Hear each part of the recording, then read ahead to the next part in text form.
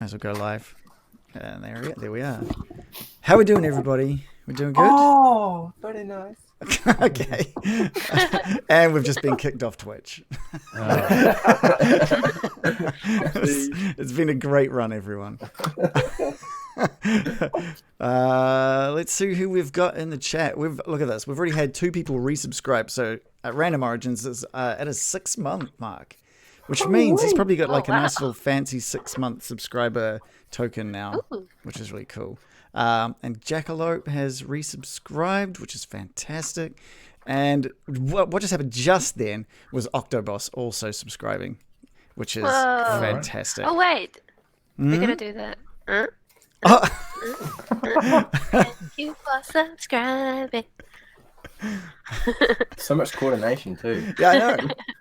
We need like music to kick in when you guys do that. I should try and figure that out sometime. So it's sort of stolen from Monster Hunter. It is a little bit stolen. Now, Joe, you're not. I don't want to say that. It just doesn't. I'm not saying this to be rude, but you're not sounding the best today. But that's because your health isn't the best. Is that right? You're not feeling too good. So it's not my audio quality. It's just my horrible old crone voice. Yes. Your words, not mine. But yeah. So we'll just put into the story that American has indeed come down with a cold. Maybe it was the damp, spending a week waiting for us in a damp, wet cave. Don't want a plot hole. Yeah. Who else have we got here? Half Demon Dan. Hi, welcome aboard. I don't know if you've seen what we've done before, but you know, this is pretty good stuff. It's pretty great. And Sharpie Edges is here as well, like every week, of course, like every week. So good. Are we ready just to jump into it? Are we ready to have a quick look at what happened last week? Do you think? Yeah. All right. Let's get that cracking. Previously on Getting Dicey. Guys, we're moving you into the Wave Echo Cave. What looks to have happened here is that there's been a bit of like a collapse, and there's a sturdy hemp rope is tied off around one of the nearby stalagmites, and it's going off down into this pit. I'm going to wander over to said rope. Check it first to make sure that it's fairly sturdy, but trusting that a dwarf has done it, I'm just going to assume that it's safe.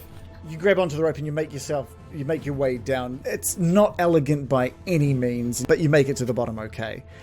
Reese, you try to follow suit, maybe get halfway down before slipping. You just take 2 damage as you hit the ground. The Baron just nimbly slides down effortlessly to the bottom, and Bill just grabs onto the rope with a little bit of flair, just falls 20 feet down into the ground, into the pit. You face plant the ground at the bottom of this pit, taking 9 damage. Bill just throw the okay sign from down in the hole. He's like with like a chipped tooth and like a black eye, just like, yeah, that's good. Sildar as well. He follows what Sig was doing. He makes it halfway down before sliding down this rope and hitting the ground, taking 4 damage. My knees. I'll eat 5 pieces of cheese. You're gonna eat that? Pointing to the remaining piece. I did think to use it to save someone. Oh no, that makes sense. Yeah, okay. No, you go ahead. That's fine. Eat 5. Just eat 5 and leave 1 for just saving someone. I mean, that's great. My knees are okay. Don't worry about it. We'll get through this even if I'm holding you up. As Sildar and Bill are having this little passive-aggressive back and forth, American just like crashes down into the ground next to you guys. Oh, there you go. I was just saying to all the players that I cut out pretty much everything else that happened in that episode purely to focus on the fact that they all stumbled their way down into a pit and hurt themselves, which was my favorite part. That was it. Let's move you guys back into the Wave Echo Cave. I mean, there was a few things that we probably should have gone over. You did find one of the Rockseeker brothers, or at least the body of one of the Rockseeker brothers. You managed to pull his boots off and take them while kind of mourning his death. And you guys have found yourselves at the bottom of a pit where things are Getting dicey.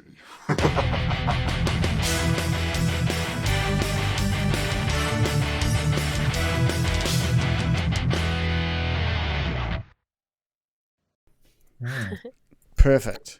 I actually did it right that time. Flawless. And I may have only spent 5 minutes just walking around the house trying to think of a good sentence to say. Okay, well, you guys can see the map. Are you guys ready? Yes. Are you ready for this? I'm ready. You guys are all standing at 20 feet down into this small pit. It's incredibly dark where you guys are all standing.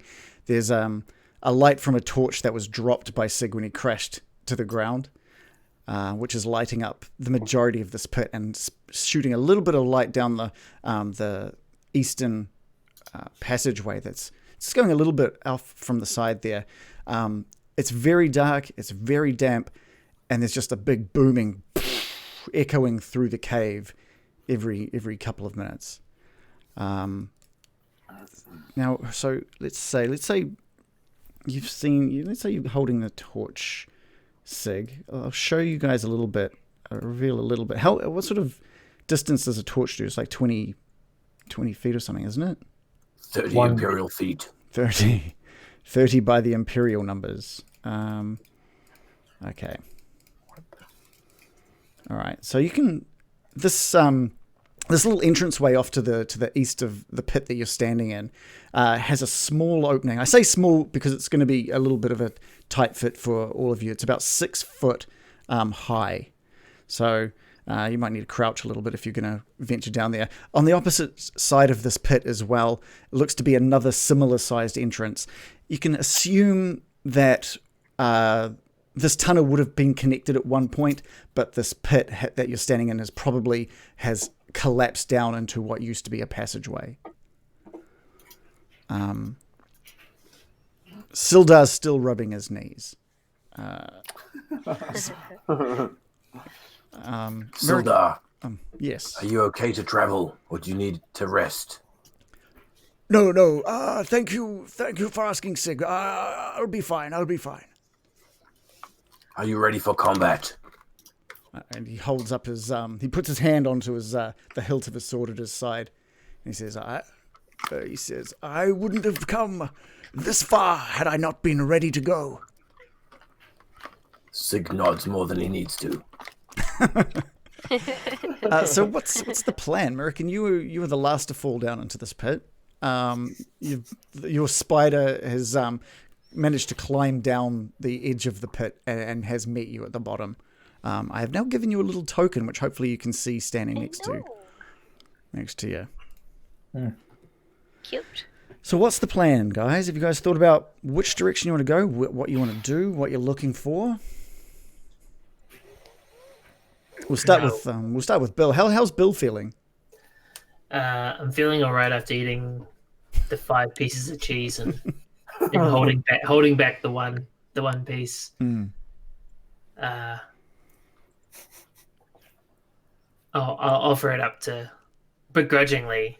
I'll offer it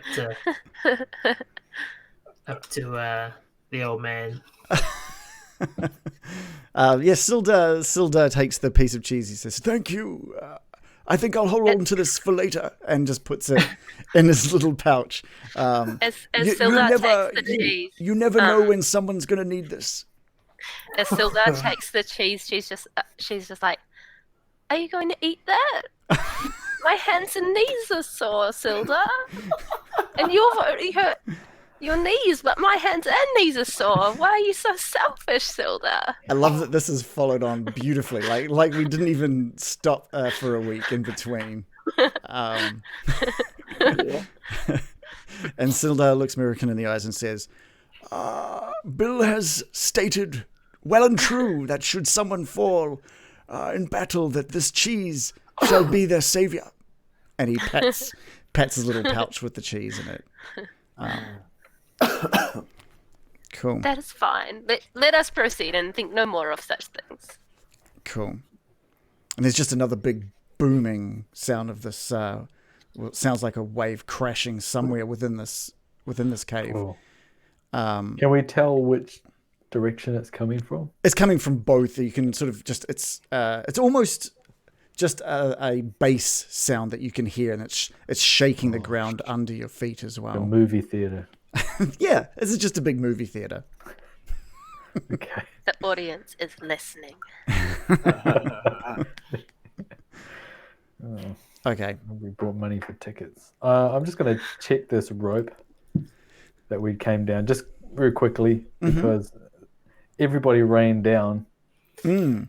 Landing. I'm just going to rained. Oh, As raining rained men down. and elves. Yeah. Yeah, I'm just going to see if it's greased or something. Yeah, it's fine. You've had your hands on this rope yourself, and you managed to get down without any problem whatsoever. It's a little damp, and you kind of hold it, and you think, I guess someone could maybe slip from this. Okay. Yeah. I'm just going to look suspiciously at people and then walk over to Sig. Okay. All right. So what do you Sig, think we should do, Sig? Should we proceed? Oh. I don't think. I think Reese has probably got some. I know. Sig pretends that he's muted, but it's actually bad timing with the wave echo cave. Okay. Okay. And Sig proceeds east through the tunnel. All right. So I'll follow you. So you've sort of ducked down and entered in this tunnel. So, like I said, this is about 6 foot high. So you're going to be needing to be crouching a little through as you make your way through. Let's continue showing a little bit more of what's happening. I'll wave to the others and follow. Yeah, begrudgingly, Loris will crouch down and follow through. How big is that gap? Do I actually have to sort of get down and slide to get through the gap, or is it actually 6 foot high? It's 6 foot high. So Okay. a man like you're going to have to be crouched over quite a bit. I'm stooping. This is not going to be comfortable, but Yeah. I expect I'm going to bump my head a couple of times. You got strong glutes. You're fine. You should limbo through. Okay, so while you lot are making your way through these passages, I need to understand how you're doing so. What are you keeping an eye out for? Are you keeping an ear out for anything? Sig, you're leading this charge. What is Sig thinking? What is Sig focusing on? Sig is carrying his Lewis Road Creamery torch ahead of himself as he scans the caverns, looking for foes. But he's not silent, and nor does he try to be. He's confident with the booming of the wave echo cave that he can stomp forward in a normal pace. Okay. I'm just gonna suggest we maybe don't all go forward, and perhaps we try to scout the situation. Split the party. This is going to be great. Well, before you do so, I'm just going to explain a little bit of what you guys can see at the moment. So, Sig, your torchlight is casting some deep shadows of everyone behind you. It's lighting up a bit of what's in front of you, and you can see that the passageway you're following has started to open up a little bit, as well as the ceiling above you having naturally sort of raised a little bit as well. Off to your left is just a corridor that remains at the 6 foot high mark, and it just continues off to your left into the darkness. Does this one look like it's man-made? Does it all look like it's a mine, right? Or is it a natural cave? Now, this looks like parts of it have been, parts have been excavated, and other parts look natural. It looks like up ahead of you, it's opening up into what seems to be more of a natural cave, from what you can see from Sig's torchlight. But the floor remains quite trodden and smooth and flattened out. So, yeah. Bill, I'm on high alert just for skeletons and goblins. That's what I'm looking for. Yeah, that's fair. That's very fair. Bill, with your night vision, you're sort of seeing a little bit further past Sig's torchlight, and you can see what looks like a bunch of bodies, maybe shapes on the ground up ahead, in what looks to be the more natural part of this cave. I'm just gonna step forward a little bit and see if I can get a better view from without leaving the the old partai. So this is normal, and then this is dim. I'm just gonna open up that whole area. What you sort of see at that point is just a natural intersection. It looks like this room or this cave opens up and it goes off in 3 different directions in front of you. One continuing straight ahead, one that looks, you can just see a little bit of an opening off to the left and a little bit of opening to the right. Where you're standing at the moment, you can't see any detail past that natural opening towards you as well. So it's this big room, and that's all you can really see is this room. The walls look to be carved with some sort of designs. You can't really make them out from this distance. But what you do notice from this distance is about, 24 skeletons just in rusted scraps of armor just scattered across this cavern floor. Yeah. Like on the ground. Yeah, on the ground. Just going to place my hand up over Sig's breastplate. Just say, Gilly boys. Sig leans forward to the Baron and whispers, "Are these skelly boys in need of a second death, or are they benign?" What kind of skeletons are they? Can I see? You'd probably need to go a little bit closer. It's Sig's. Do they look like dwarfy skeletons or From where you are, you can barely see it with Sig's torchlight. Okay, so Sig, I'll be like, what? What skeletons? Can I just relay what they look like? Sure. I mean, you're probably going to need to get a little bit further into that room to really make out some of their details. It depends what you're trying to portray back. Just like their size and number. Give us a perception roll. Oh God, how do I do that? Perception. I rolled a 10 total. From this distance, you can't really make out anything more than skeletons in armor. You can tell that some of them are different sizes, but that's really all you can make out. Armored skeletons of all sizes. Mr. Baron, is there a whiff of magic upon them? I can do my ritual if you are happy to wait for 10 minutes. And that might be good because then we can walk through and it'll ping if I get close to anything with magic. I admit there is a secondary motive for you using that ability thing you have. I'm quite keen on finding this Forge of Spells, and perhaps your wizardry could find that also. Yeah, that sounds good. I'll start doing my ritual.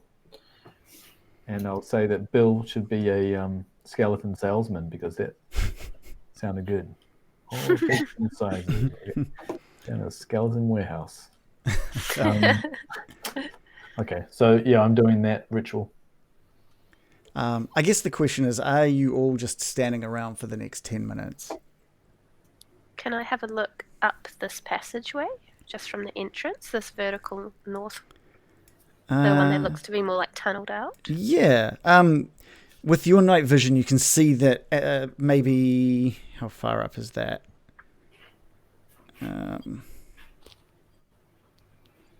Sorry. About 30 feet ahead of you there, American.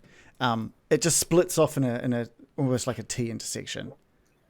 So really all you can see is the corridor that goes down, a couple of openings at either side of the end, and then just a wall maybe 10 feet past that where it opens up.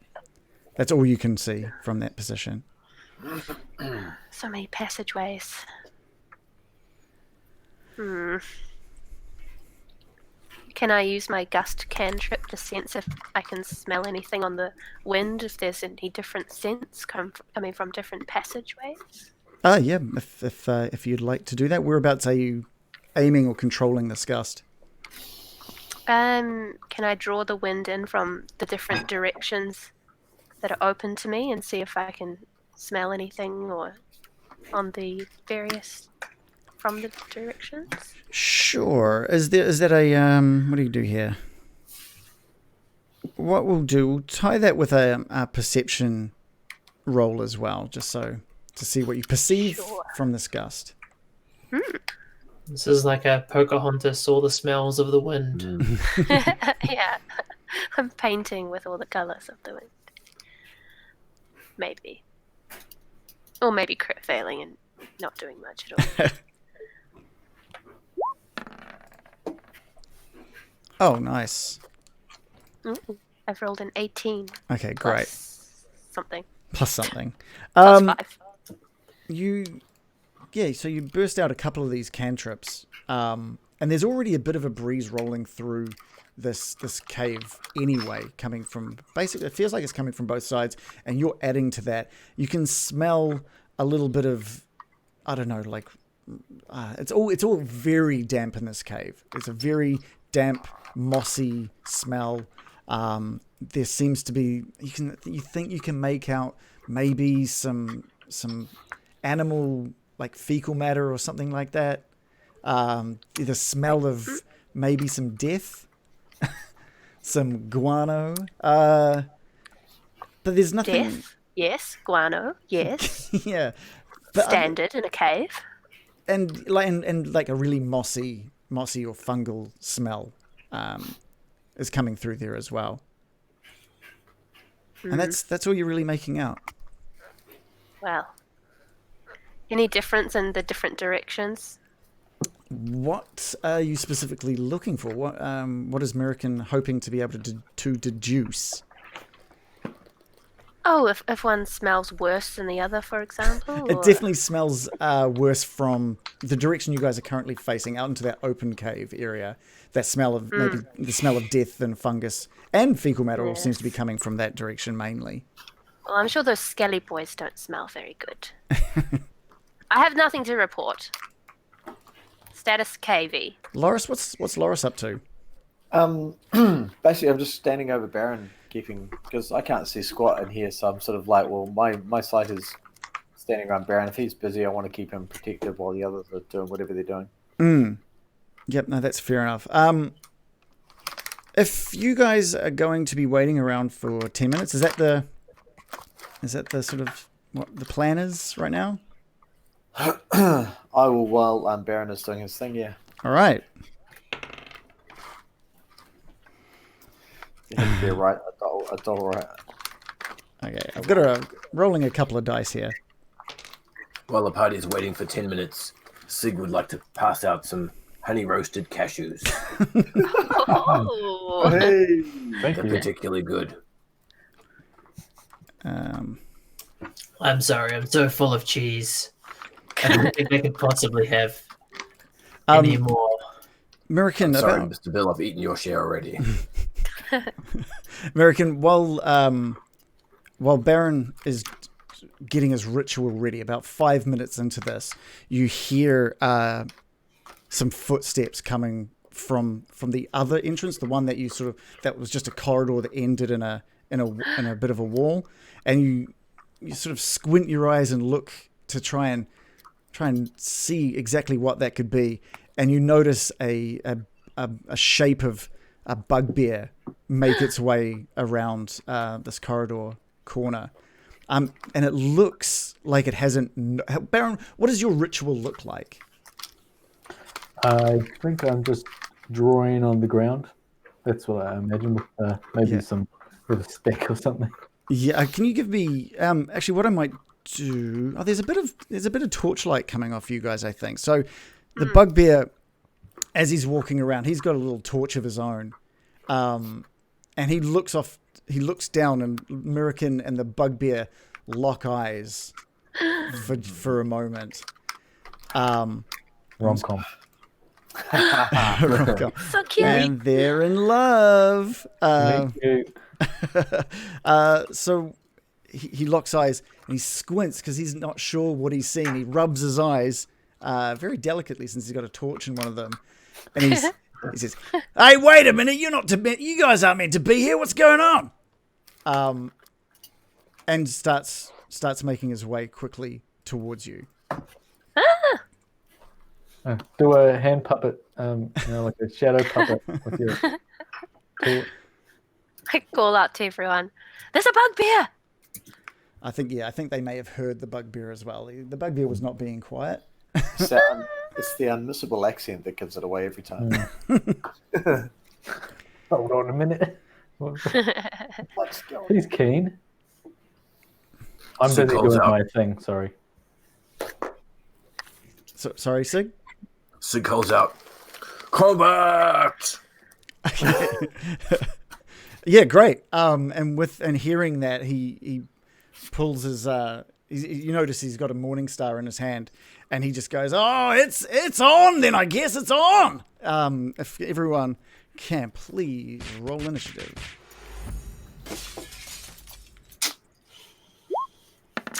Uh-oh. Uh-oh. I rolled a 7.13. I've rolled even worse with a 5. Oh, brilliant. Oh, Baron! Oh, I rolled a 1. So Baron is busy That's so doing his bad. thing. That's Sig true. rolled a 13. Okay. Did Sig have... everyone's got their stuff. How about Sildar? What's Sildar up to? I should probably have that ready to go as well. Dilda, get your ass Dilda. over here. Come on, Dilda. What are you doing? Stop picking on Dildo. I'm encouraging him. Come on. That's the most encouraging I've been to him. That is true. Okay, well, we're at the top of the order with Bill with his roll of an 18. So, Bill, please, you've just heard the call of this bugbear as it came stomping down this corridor. How does he look? Does he look like he's about to attack? Yeah, he's got his morning star in his hand, ready to, and he's picking up his pace. He's almost in a run, coming towards you guys. I'm just gonna hold my hands up and just say, "Whoa, whoa, whoa, whoa, whoa, whoa, whoa! Hold on, hold the phone," which hasn't been invented yet. I don't think you want to attack all of us, and I'm pretty sure we don't want to hurt you. Oh, we got a freaking pussy in our midst, do we? Okay, this is going to be easier than I thought. I feel like I've spoken for 6 seconds, so that seems reasonable. Okay. Any Are you bonus trying action? to roll for Oh, yeah, was that like a persuasion? persuasion? Or... It was it was like a persuade. Like I'm trying to get him to not attack us, and I'm trying to convince the party not to attack him because I'm just nodding frantically because I'm the one that he's charging at. Yeah. You can give me a persuasion with disadvantage. it's my middle name. 26. Oh, whoa. That's that. Oh, that's a big one. That is big. That was Okay, the two we'll- best rolls I can possibly produce. Yeah, we'll see. We'll see how that. We'll see how The that goes. 27 was a crit success, and the 26 was a 19. Yeah, that's pretty That's good. amazing. We'll see how that goes when it gets to the bugbear's turn. So Sig, you've just heard the Baron Bill call this out. What is your plan? So as Sig has just finished calling for combat, he wheels into battle, seeing American and the party around him, and then look confused at Bill as he passes him and stops in front of American in between the bugbear. And with his weapons in hand, he sort of tilts it towards the bugbear and then looks back at Bill. And he very cryptically says, "Is it him?" And then ends his turn. Is it him? It is cryptic. Loris, over to you. Yeah, so having heard Bill say what he's saying, Loris is just going to do pretty much what Sig's done and just stand in front of Baron, particularly because that was who he was kind of decided that he was going to protect, and just kind of take a real kind of a you shall not pass kind of pose and wait. All right. Oh, wow. Okay, it's the bugbear's turn, and having heard Bill call that out, and he's got Sig and Loris standing directly in front of him, he stops. He almost comically screeches to a halt in front of Sig, places one hand on Sig's shield just to catch his balance. He's like, "Yeah, oh, this is awkward. I didn't realize from back there. Look, from back there, I thought it was like 2 or 3 of you, but Oh, this is... Yeah, okay, no, this is good. I can, if you're happy for me just to turn around, I'll be on my way.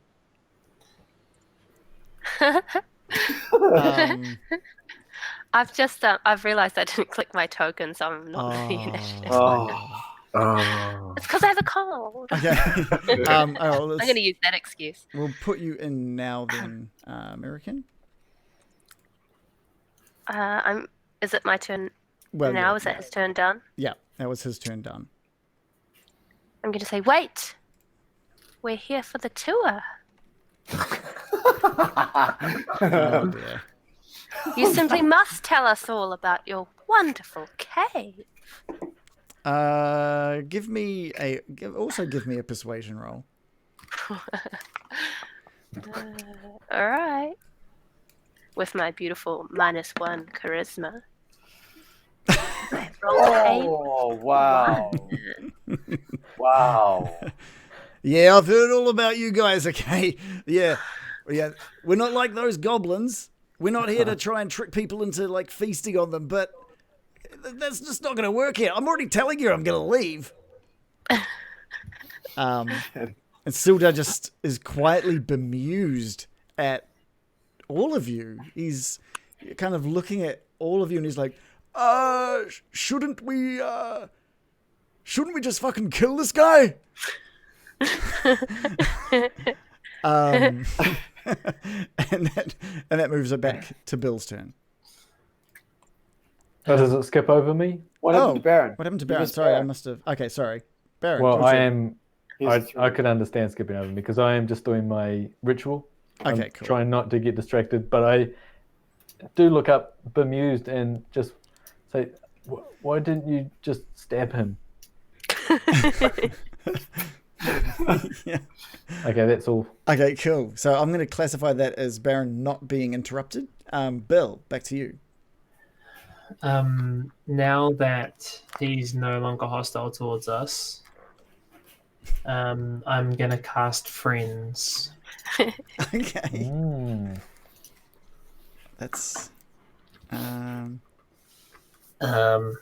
I choose a creature, which is the bugbear, Mhm. and I get advantage on charisma checks for the duration. Okay. And I'm just gonna say, could you help us? We're a little bit lost. Yeah, give me...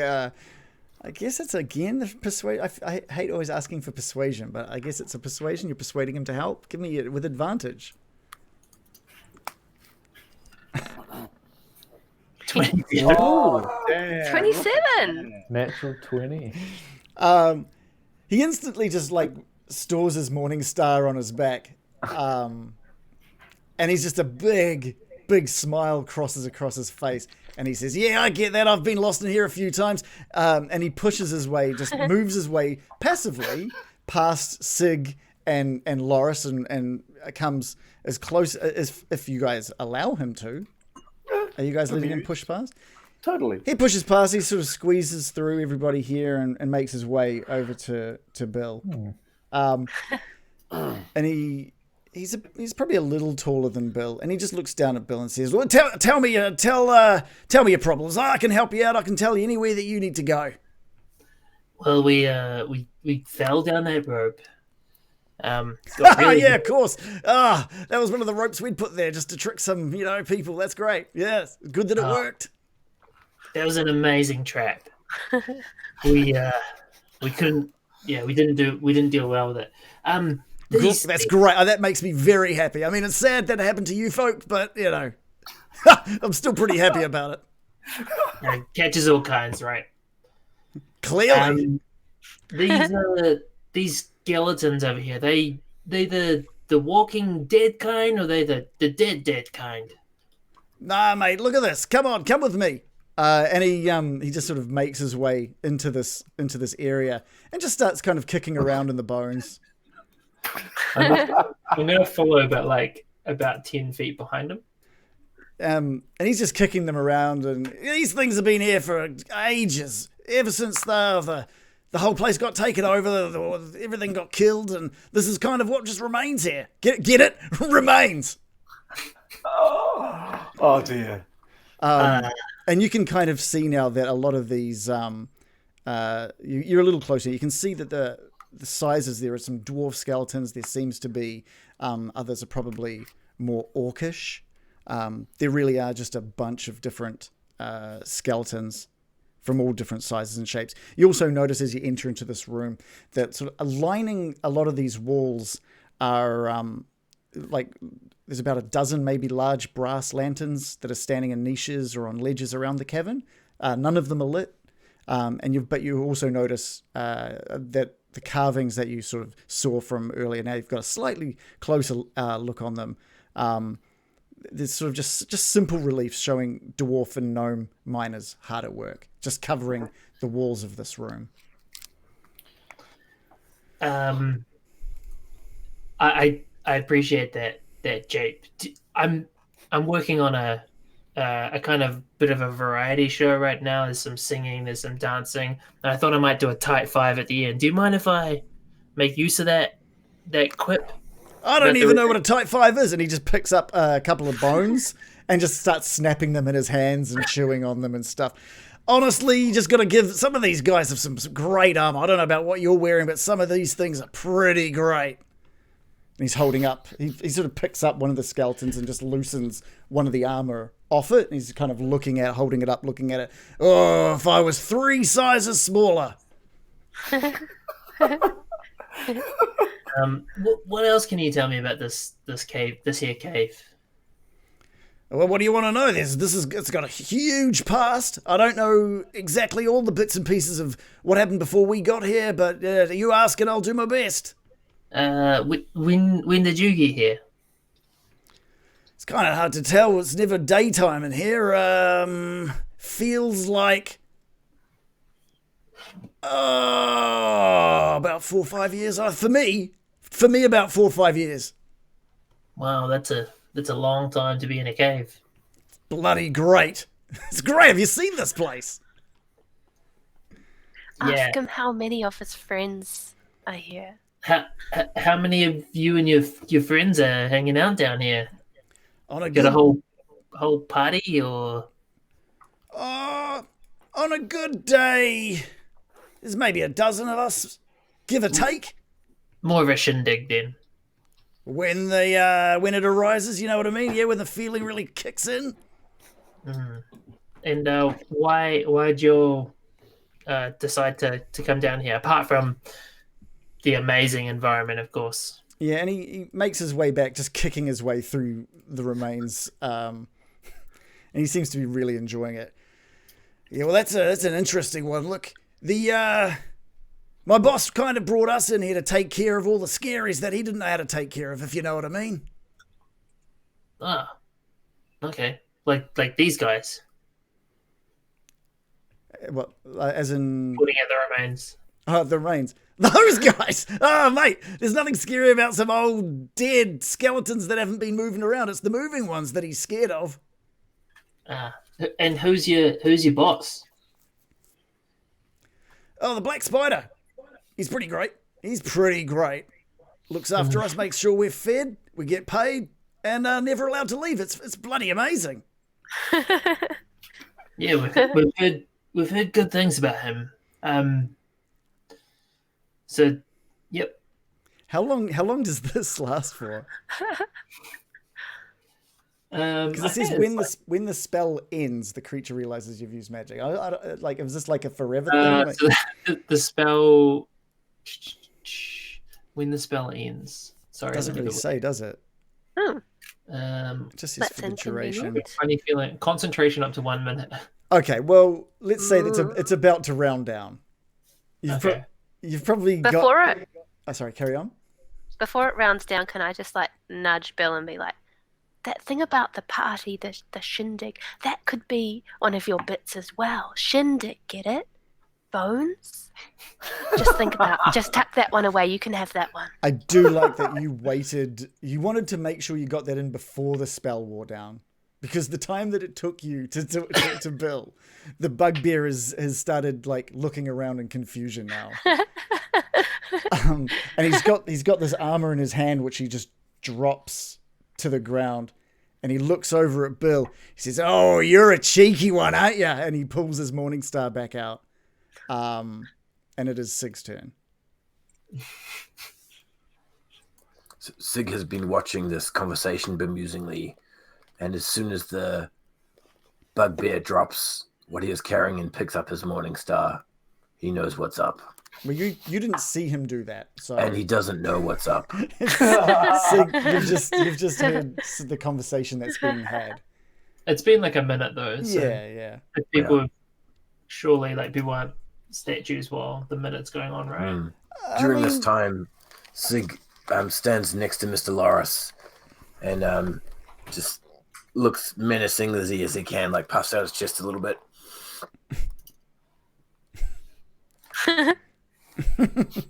And that's it. Okay. All right. Okay. We'll go back over to Loris. Loris, you've had the bugbear push past you and go and chat with Bill a fair bit. You've heard all the entire conversation. So from where I'm standing, can I see that his demeanor's changed and he's now a little bit more aggressive than he was? From where you were, if you were watching that whole thing from your position, yes, you've got a bit of a direct line to the front of the bugbear. Okay. And Bill standing face to face. Kind of watching the whole thing quite bemused because he went from aggressive to non-aggressive in a matter of like seconds, and like, this is really weird. I haven't seen a bugbear do that. But now that he's got his morning star out and looks like, I assume he's looking kind of aggressively at Bill, yeah? Yeah. Well, I don't know if it's aggression. He's almost proud of Bill for being able to pull one over his eyes, I think. Oh, okay. But he is holding. You do see him pull his morning star up off his back. Right. Yeah. I think from here, I'm just to me that seems like an act of aggression, and it's no longer friends because friends don't pull out their weapons when they're talking to friends. That's a pretty good rule amongst friends, I think. Yeah. Call it, Goliath logical, whatever. But so from where I am, I'm just gonna scream out, Bill, and I'm gonna charge up to the bugbear, and using my point of inspiration that I have stored from last week, I'm gonna smash this bugbear's head in. Okay. That means I roll with attack with advantage, eh? Is that what it? Yeah, if you're choosing to use your inspiration, yep. Yeah, that's what I want to do. So I go bang, and I find where is it? Great Axe, here it is. And I roll a whole lot of die, and I get a 25. A 25 is indeed a hit. I'm pleased I use the advantage because he's going to get a whole lot of die. He gets 11 slashing damage. 11. Okay, Yeah. not bad. Not bad. Okay, cool. So you slash across him as he's reaching for his morning star. And that cuts across his chest. And he's, you've come to this party as well, have you, mate? And he's ready. He seems to be ready to go. And it is the bugbear's turn, and he sees 3 of you in front of him. And he knows what's been happening. He obviously understands what's gone on with Bill's powers, but he still decides to slash out with his morning star at Bill. I have a reaction. Okay. When do you do that? I have rolled the dice. So I'm going to try to distract his attack. And then I'm just like taking American's advice. I'm just going to say, "Don't you try to shindig me." And I dance backwards.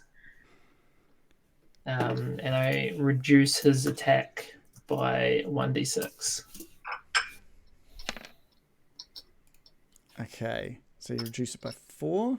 So he's rolled a 3. Okay. So he has a -1. It's reduced it by 3. Sorry. No, sorry. He rolled a 7. It's reduced it by 4. It's down to 3. Sorry. Oh, okay. Sorry. Yeah.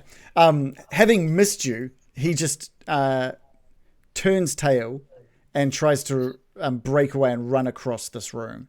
Do we get an attack of opportunity? Oh yeah, all 3 of you get an attack of opportunity as he breaks away. Who goes first? Let's start with I guess with Bill, since he was the one in combat. I'll go with the rapier. It's the 11, unfortunately. Which is a miss. We'll go next with Loris, since he was directly next to this guy. All right, Great Axe coming down on the chicken shit's back. I roll a 25, doing 10 damage. Yeah, that is definitely a hit. So you slice down his arm as he's turning to run, just drawing a huge amount of blood out of him. And Mirakin, you get an attack of opportunity as well. She draws out her dagger and whispers, "Speaking of shindigs," and aims for his shin with the dagger. Oh, You're just God. throwing it. Rolls a crit fail. Oh no! Oh no! All right, you know what time it is. It's time for a D100. Is it the punishment for the pun? Is that what I've done wrong here? I think the I'm die- sorry. It's I'm gonna need a D100 from you, please. Good. I wanted to get hurt. Oh, it's 100. That's actually Oh, not too bad. Wow! I'm 100. That 100! That's fantastic. That's pretty good. It's better than a 0. That would have been. I suppose that is a 0, isn't it? 1 to 100. No, Cool. I guess you can't like roll the a 0, right? ultimate. Yeah, that's No. amazing.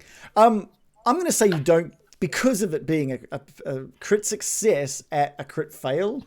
I'm going to say you miss, but you don't hurt yourself. It's just brilliant. you throw the dagger. It lands in the middle of this open room, behind the bugbear as he sprinted off. He is still in the room. I've got a question. Mm-hmm. Does their sweet Ransen also get an opportunity attack considering he is with me? He's not on you anymore. He would have been behind you, right? Well, He's- I don't know. I thought he'd be by my side, but I guess I don't know. It's your rules. I mean, Does he have to occupy his own space? Because I've put him on top of yeah, me. he'll have to, unless you're carrying him. But for the most part, he's getting pretty big. I don't know. Well, I shall put him behind me then. Okay, cool. But he does rear up on his hind legs and do that creepy spider thing. That's great. That's great. Mirakin, it is your turn. You've just seen this bugbear zip into this room, zip off. I'm gonna throw a dagger at him. How many daggers do you have? 2. Okay, cool. How far can you throw you? 20 to 60. So this is at disadvantage. Oh, is it? Well, if he was within 20 feet, it would have been just a normal roll. But up to anywhere between 20 and 60 feet is at disadvantage. Okay, so that's fine. It's a 7. So I rolled a 7. It's a 7. Again, you've missed, and you've now got 2 daggers sort of lying amongst a bunch of bones in the middle of this room. Just gonna mutter. I have to pick those up later. But if you want Ranzen to have a turn, it is now Ranzen's turn. Sure. What's his movement speed? Would he be able to reach him? Is the first question. What's its speed? Isn't it like 35 or something? 35. You'll be able to get to the square next to him, which means you'd be able to attack. Go get him. Go get him, my child. Okay, he's gonna go in for a bite on the shin. Perfect. Stick with the theme. Oh, A 12. A 12. Have you moved? Oh yeah, Ranzen's in there. Yeah, 12 is a miss. You've scuttled. Ranzen's just run across all of these bones, knocking bones over because he's quite a decent size now. Just plowing through all of these bones and goes for the bite and just misses the bugbear's ankle. Nice knowing you. It's the Baron's turn. I've got my crystal out and I'm just humming stuff to myself. Okay, cool. Sildar, having seen all this, runs for it, sort of pushes through past the crew, and enters this room, but that's kind of all of his movement. Is he going to get anything out? He's got his longsword out at the moment, so he's not exactly able to do much. He knuckles down and dashes further into the room, but that's his turn. Bill. I'm going to move up here and I'm going to try to cut him off at the pass. Okay.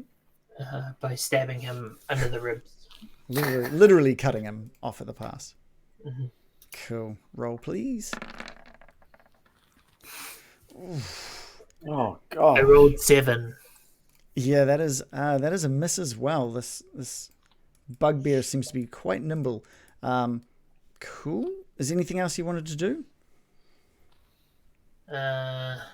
No. Okay. Sig, your turn. So you've sort of seen everyone bolt out of their positions and take chase. As the party moves into position, Sig yells out as he dashes forward, "Was it him?" And then ends up here, using his dash move. Okay, great. I just need... What is everyone's passive perception? That's always a scary question, isn't it? I think mine's 14. Okay, I think, 10, 12. 12. 13 for me. I think yours was the highest, American. I think that was. I'm not sure where Shannon's gone, but I don't think it was higher than 14. Good to know. Good to know. I think mine's just 12 or something. Okay, cool. Sorry, Loris. Actually, mine is 15, 15 now. Cool. thanks to the power of 4. Okay.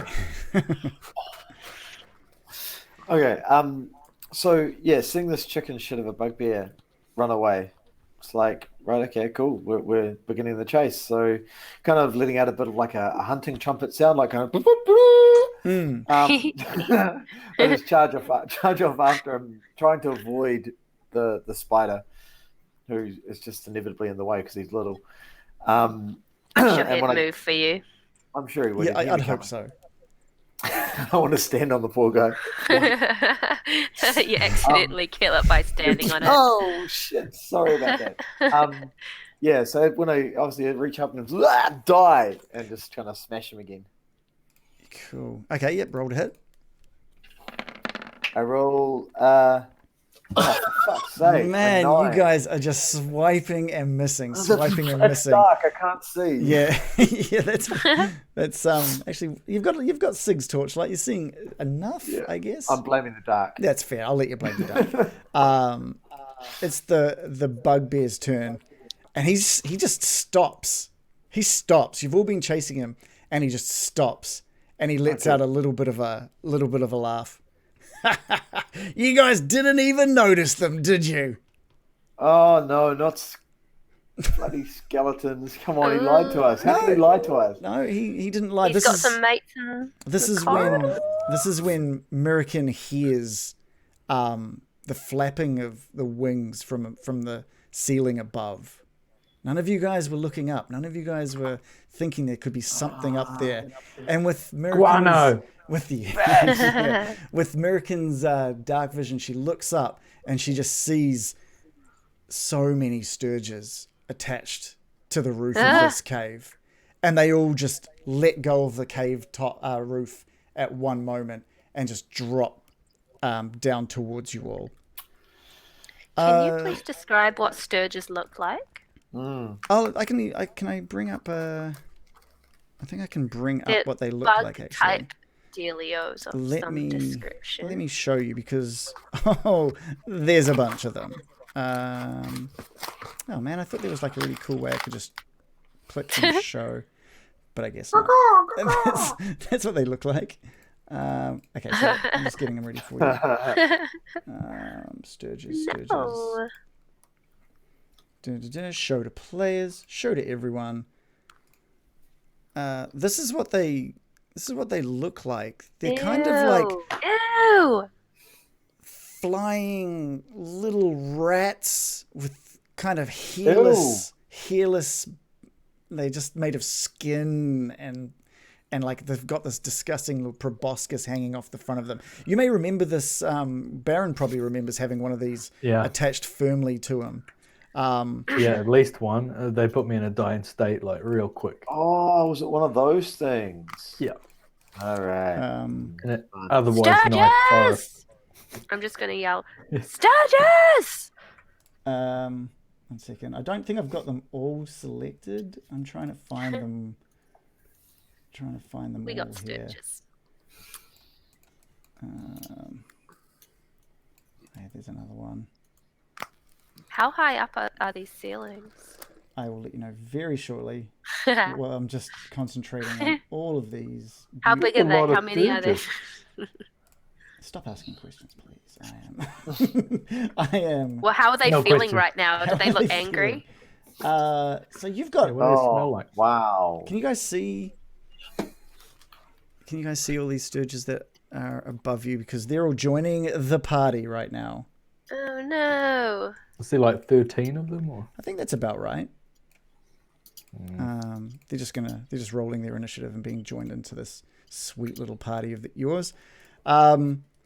You guys can ask questions when it gets to your turns, I guess, because the bugbear is still laughing at what's going on, and he's not even bothering taking a take. He's just spending his turn laughing. Miracle. He's just gonna spend his turn laughing. It's just six seconds of laughings.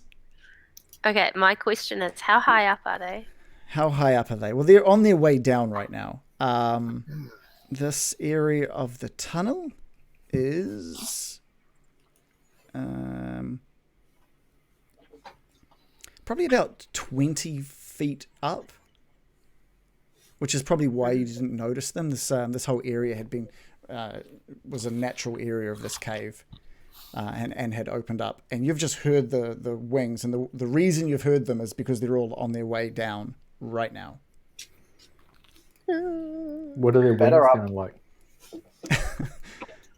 Like wings, just like bats, like the sound of bats. Just, and there's a lot of them. There's like 26 wings right now. Yeah, because they do have skin wings. They are skin wings. Skin wings. How moisturized does the skin look? I mean, if you guys keep we're just going to burn through, and they're going to start attacking. Just smash them. KFC I'm just skin gonna wings. scream out Sturges, and I'm gonna use my bonus action to use dual wielding and take out both my scimitars, and I'm gonna ready an action for when one comes at me Okay. of trying to cut it up. Okay. Cool. Baron, it's your turn. Okay, when I hear Sturges, I look up and shudder because I remember these things sucking my blood. I guess there's still a few more minutes for my I would say you're at the my 8-minute magic mark. thing. Okay, well, fuck this spell. I'm gonna cast. I'm gonna kick my magic circle of salt, and then fuck this and cast ice knife at this motherfucker. Oh, Is that a 9? Yeah. How strong are these Sturges? That's a miss. You throw your ice knife out towards it and miss completely. But of course, it explodes. Yes. Um, And they have to beat a 14. I think it's what is it? is it Dex? Dex. Yeah. Oh, wait, sorry. Which one were you aiming at? This one here, so it should get 4 in total. 4 in total. Okay. The one that you aimed it at did not save. The one next to it, to the left of it, did save. The one above that one did not save, and the other one did save. So 2 of them have been damaged by that ice knife blast. What sort of damage does it do? 7 cold damage. Oh, right. Okay. So the 2 that it hit, so the ice knife shoots out into like an open area next to the Sturge and just shatters. And the 2 Sturges that didn't get out of the way fast enough just get obliterated into a shower of blood. Ooh. Just pop, they just kind of pop. Okay. What does that sound like? these are the things that Loris pulled the head off on and drunk Baron's blood, eh? Correct. That is. Yeah. That's right. That's correct. And when we're going to have a nice picnic. And then Baron's this... blood of Sturge is right here. That's very Yeah. Loris Osborne. It is Sildar's turn, and he also looks up towards all the Sturges. They're too far away for him to attack, and he just looks back down at the bugbear and just pushes or tries to just stab out with his longsword into the bugbear.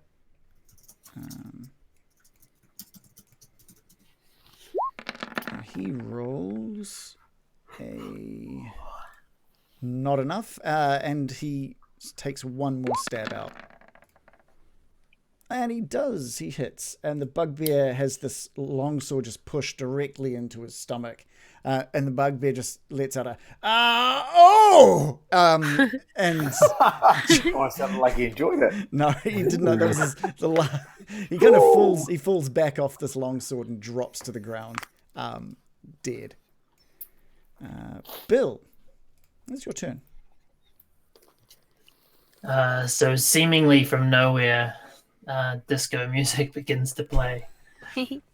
Bum, ba-dum, ba-dum, ba-dum, bum, ba-dum, ba-dum, ba-dum, bum, ba-dum, ba-dum, ba-dum, bum, ba-dum, ba-dum, bum.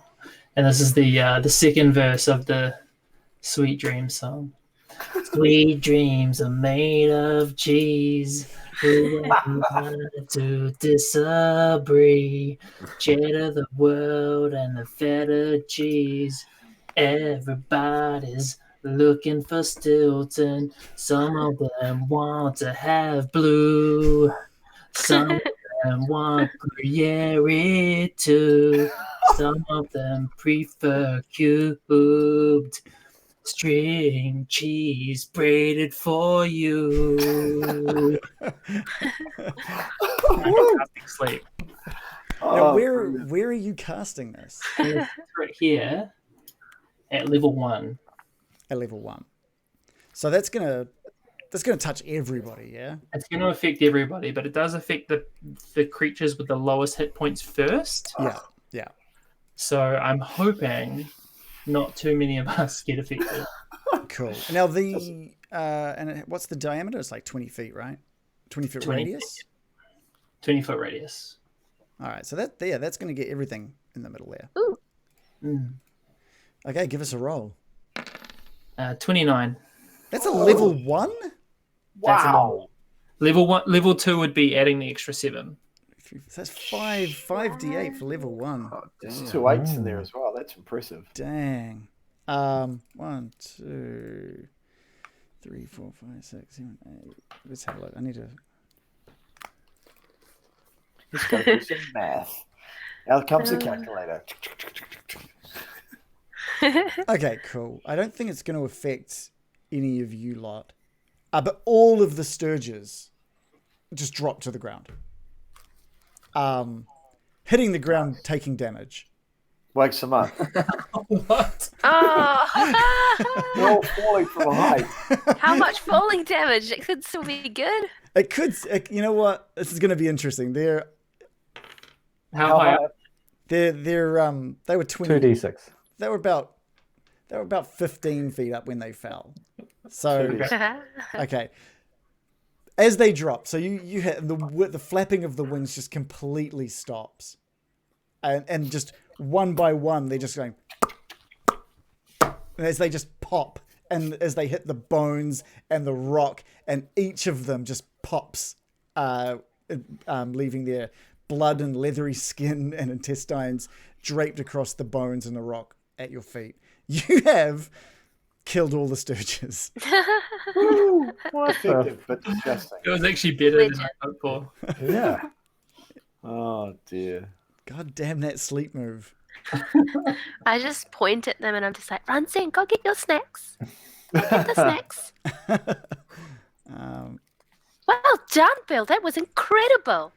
Your tuneful voice amazes me every time.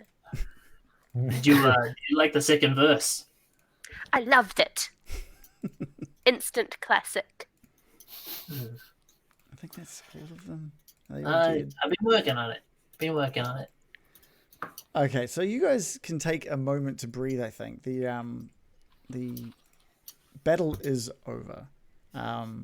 You check the surroundings, and that smell that you could smell before Mirakin is a lot of that death is coming from this room, and it looks like over the next couple of weeks it's probably only going to get much worse. You can see that to the south, again, there's like an exit out of this room to the south. that disappears off into darkness. The same off to the east, and the same off to the north. The same sort of thing you saw before American to the north is that actually from where you are, you don't really see much. I think Bill probably notices, if anything, just the passageway to the north just getting darker and maybe a little opening either side of the corridor further down. But there's just blood and gore just everywhere right now. Can I pick up my daggers and also have a look at there's this supposedly nice armor or weapons that these skeletons might have? Yeah, I mean, you take a quick look over and it all seems to be fairly basic armor. You take a look at the bugbear and he's just wearing hide armor, just like leather. And so to him, I think this was pretty fancy stuff. But to you lot, you kind of take a look at what you're wearing. It seems much either the same or worse quality than what you've already got on. Sig walks down to Mr. Bill and says, "Was it him, Mr. Bill?" Him? Yeah, we were talking on the road that sometimes I run in and kill everything, and wasn't that your code word? It was a clever plan. That's what I'm trying to say. Good work, Mr. Bill. There was a plan at one point. I think, was it last week? Or was it earlier? Reese, do you want to go over what that plan was for Bill? Sig is pretty convinced there was a plan, but in Bill's mind, perhaps this conversation didn't quite occur as he thought. I do recall some sort of plan, but I don't remember what it was.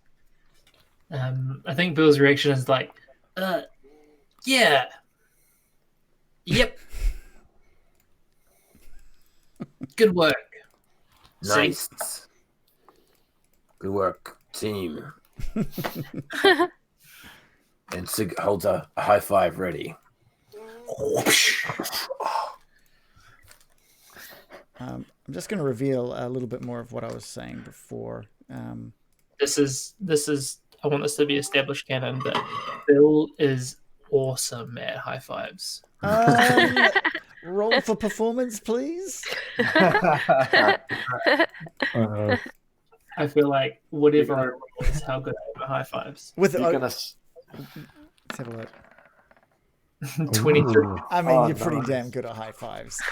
Each high five is just this crisp sound, like just emanates out from it. And strangely, this high five is perfectly timed with a big booming sound of a wave and the ground shaking. I'm just like, that wasn't the waves. The secret is in to cup as you do it. Sig nods and takes off his helmet for a moment, as he knows the campaign is ended. And before time as well, amazing. What's the Baron up to? He's kind of just chilling out at the back there. How's that ritual going, Brian? Good. Doesn't seem to be any magic. No magic is happening. I'm just gonna gingerly make my way through the bones and the blood and the guts over to everyone else. Like it is everywhere. Like most as you enter the room, you notice that even most of the people, American, Bill, Sig, they've all got a bit of splashback from these Sturges as they landed on the ground. Splashback. Yeah. I'm just going to take out my perfumed hanky and smell it.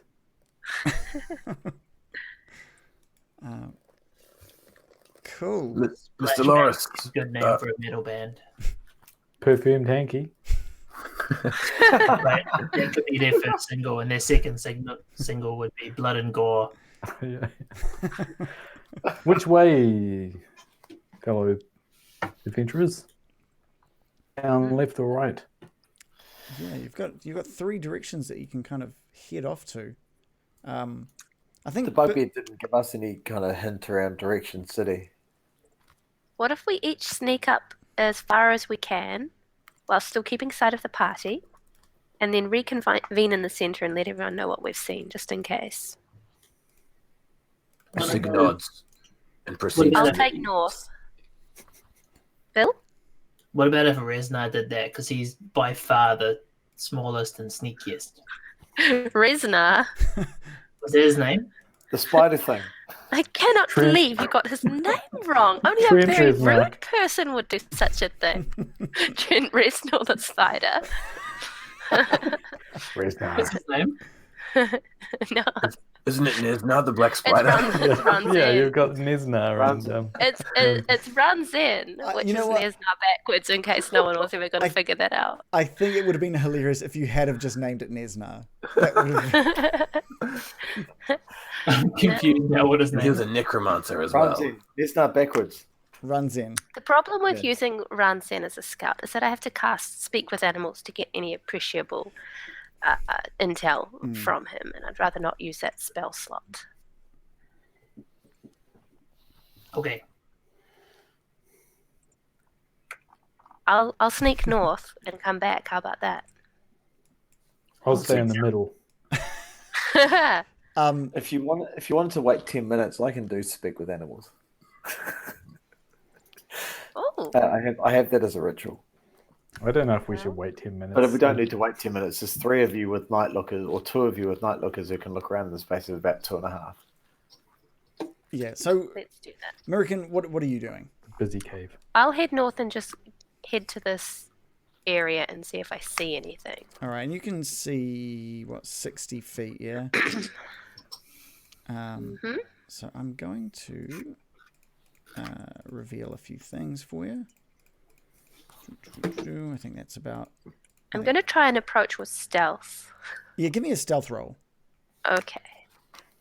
Just in case there's more friends.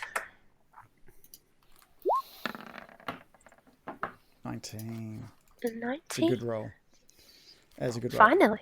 All right, so you make your way further north, and as you make your way further north, you notice a big door. Basically, the corridor splits off to the left and right, but directly in front of you it's a pretty decent size. It's a 6-foot tall door, so it's probably a little bit smaller than your normal doors. It's 4 foot wide. It looks to be made for quite shortish, big people, I guess. And it looks like it's just made of stone, fitted with iron handles and hinges. Either way, you look left and you notice this is probably ties up to where you were looking earlier, and it just goes off into darkness, and you can see maybe another tunnel leading out somewhere from there as well. Off to your right, it's a similar thing. You look down and you can see where possibly it looks like it was being excavated, and then they just gave up and started going somewhere else. And you can see that another little passageway leading north from further down there as well. I might creep up to the corner just to check down that second passageway. Just peek around the edge. Okay. So many. It's like a maze in here. Did anyone see where American went? I Indeed, told she everyone went where I was going. You went north, but you've disappeared out of our view. I'm coming back. Don't worry, unless I die right now. Yeah. So you take My a point is- quick look around that corner, and again, it just this winding series of tunnels that you're in. It just goes further north. Another little corner. You can see like another entranceway or corner further around there as well. What we'll do before we continue with American, we'll go back to Sig, who's starting to make his way, torch in hand, down the eastern corridor. So we'll let you see a little bit of what that torch is lighting up. This corridor also looks to be natural, like this was probably the original parts of the cave. And your torch is picking up little bits of specular highlights from the wet rocks in the ceiling. And it's the roof is coming back down to, you can see maybe another 10, 15 foot up ahead. It's back at around that 6 foot high mark. Sig walks forward another 10 steps, glances down into the gloom before returning to the party in the center of the gore chamber. Yeah, great. So you move just that little bit further forward. Not much more seems to just be that tunnel, and it just winds its way even further ahead. What you can make out just really faintly, you're not even sure with the torch right in your face. You're not really quite sure. You hold it behind you, and there's just a is maybe a soft greenish glow coming from further down that way. Sig remembers the green glow and returns to the party. Okay, great. Bill, how about you? I'm going to carefully step forward. Okay, give me a stealth roll, and we'll base your the rest of this movement on that roll. 13. 13. Okay, it's not too bad. Cool. Whereabouts are you going to head? Just further that way. All right. Directly in front of you, it looks like what once was more of a mine, maybe even possibly the original entrance into here, has just all collapsed in. And either side of you is just a little nook. You can sort of see a little bit in each one. We'll just reveal that as well. And inside each of these nooks are these massive stone doors with iron hinges, iron handles. Again, they look quite short compared to normal doors and quite wide for doors as well. Okay. I am going to head back.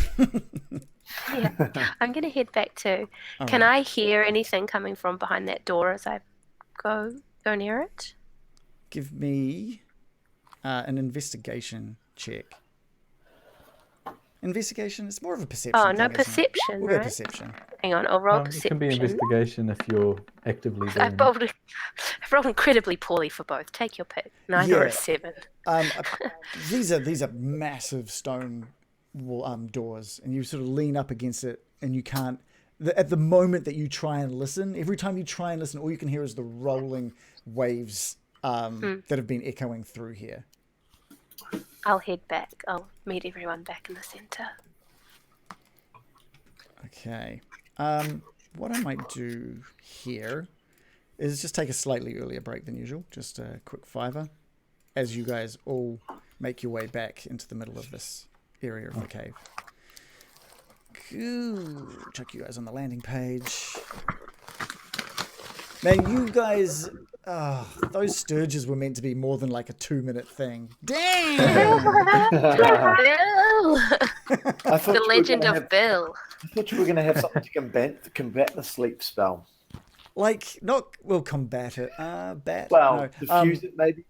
I just, for some Now, the reason, Sturge is not bats. I didn't even think of that, eh? I just didn't think of that. I was like, these things are all just going to get the drop on them. It's going to take Literally. like half an hour of just like trying to kill them all. And then, of course, ice knife and then sleep. And I'm just like, I'm liking how Ice Knife is being really effective now. The last couple of weeks it's shown up really well. Yeah, I mean- if they're close together, it works. all you You guys, killed like 40 skeletons last week. With it. all you guys are doing is making me want to ramp it up even more. Every time one of these, and I ramped that one up. I'm just gonna have to do more of that, I guess. I'm just gonna have to keep I guess- ramping them up. If you're feeling particularly nasty, you could have just said that they don't take falling damage for whatever reason. I'm not a liar. They fell. But you could have said, yeah, I don't know. I already said that they were like 20 feet up. So I mean, they Yeah, were but you gonna could be like, take they're damage. naturally bouncy. Yeah. They made a Like flubber. bounce. But even if you bounce on a concrete floor, you're still going to take them. Exactly, and they did not exactly have a lot of health. They could gently fall to the ground like one of those spinning. Yeah, because they stopped flapping, but they just did it gradually, so they just drifted No, to no, the that's ground. fine. It's That's very fine. hot. That's fine. You guys just want it to be harder. I get it. If they were asleep, No. we would just walk around and poke them to death anyway. Exactly. Make it challenging. Make it challenging. That was pretty sweet. That was pretty Yeah. epic. Yeah, that's good. yeah. Like you guys just embarrassed me as a DM, taking care of them so easily, and now Oh, we Yeah. like to be You got challenged. leapt on.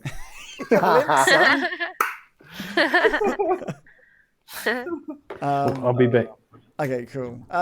We've had some pretty decent action in the chat today, which is good. We've had a few followers as well. Gypsy Davy, thank you so much for the follow, and Sir Gouge a lot. Fantastic, that's awesome. We've got Hot Demon Dan. I think I mentioned it before. Is watching, chatting. Random Origins, of course. Mentioned the Friends theme when you guys befriended the the bugbear. That would have been awesome. Yeah. Big Jared 27 says hi, Big Jared. Last time that he gets to see us all as he starts a new job. Whereabouts you from, Big Jared? It's like, I'm assuming somewhere in the US, because a new job can really only affect people on that side of the world, unless you're doing a night shift here in New Zealand, which is never fun. But if you're watching and you're not following us, give us a follow, because we do this every week. Although who knows what we're going to be doing soon, because we're getting very close to the end of the Lost Mine of Phandelver. Phandelver? Phandalin? I call it Phandelver. I call it Phandelver. I heard someone say Phandelver, and I'm like, ooh, Yeah. spicy. I heard that too, and I was like, no. No. USA No. Green Bay, I guess that's Wisconsin? I don't know my state abbreviations. I'm going to assume that. But that's fair, yeah, because it must be like midnight, maybe 2 a.m. or something for you guys. So we appreciate this. Wisconsin's the state where they roll for cheese like hardcore, right? Isn't that their thing? Do they actually roll wheels of cheese? No, I think they just roll for cheese. Are you just like, is that a fact? They roll cheese? I'm pretty sure they roll for cheese on a daily basis in Wisconsin. That's fair. I mean, I can't exactly doubt that. I've got no evidence to just, prove otherwise. Someone's Half Demon Dan says it's almost 4 a.m. Oh man, woo! You guys are fantastic. So cool. Give it like I was saying. So if you like what we're doing, give us a follow, or even come and say hi in the Discord. We've got a little Discord that's linked underneath, and we usually are chatting about D&D like every day in some way. And we've got non D&D sort of channels and stuff in there as well. So do come in and say hi, because we love talking to you guys about all this kind of stuff, especially if you guys are playing D&D as well. We want to hear about whatever characters and stories you guys are on. Man, 4 a.m. for both of you. Whew. You know, you if you're changing shifts, you could always go watch on the YouTube channel, because we put all the episodes up on there. That's beautiful, which is a great Or the segue. podcast. That if you like this so far, man, we've got like 27 other episodes that you can watch, including an episode 0, I guess, as well. So check out like either our YouTube channel, which has all of the episodes there. We cut out all of the pre-game talk and the end-game talk just to make sure it's a little tidier. Or you can check out our podcast as well, which is basically anywhere that you can get podcasts. And we've got, for the people who really, really enjoy what we're doing, we've got shirts as well. And my shirt and Dave's shirt and Bill's shirt John's shirt hasn't shown up yet. Shit. I really wanted to have that for today. That would have been cool. Yeah. John, I really need to find a way to combat that sleep better. I thought these were nice and spread out. I thought you guys were all within it. I thought there's no way he's going to try and... Oh, no, he's done it. Okay, they're all dead. Cool. Okay. I try not to make it too much of a defining thing. But the song itself was so epic. You deserved it. Yeah. Thanks. Do you guys have wings for the YouTube channel? What does that mean? I don't know what that means. Big Jared? Links, maybe? Do we have wings? There's if you misspelt and you meant links, just underneath the chat for the YouTube channel. If you want chicken wings for our YouTube channel, I don't know how to help you. I don't know what to do for that. If you organize chicken wings for our channel, that would be awesome. Yeah. Yeah, totally up for that. Mm-hmm. Yeah, I'll go for some chicken wings. Yeah, want some? Chicken wings for a roll for chicken wings. Maybe that could be one of our next episodes. We all just eat chicken wings. Oh, he was just after links. That makes way more sense than wanting wings. So yeah, there's just a link. There's just a big button underneath the thing that says YouTube. Or you can just Google Getting Dicey. Ask Google. You can probably Google it. You can just search on YouTube for Getting Dicey as well. I think we come up straight away now, which is fantastic. Come say hi. Come watch our stuff. Were you talking about skin wings when I was away? Skin wings, yeah. Yeah, pretty much. What was the word you used to describe the scourges? Sturges. Sturges. I said they were they're like leathery, kind of just skin, hairless. I said, I don't know. Are they like ball sacks? Proboscis. I said there was they had a proboscis, which is like what a mosquito has, right? Like a big ass nose thing. I was like, I don't know what it is, but it sounds gross. Oh, yeah, on things like that, that's very gross. The Baron's had one inside him. No. It was partly inside you. It was sucking your It blood. was sucking you off.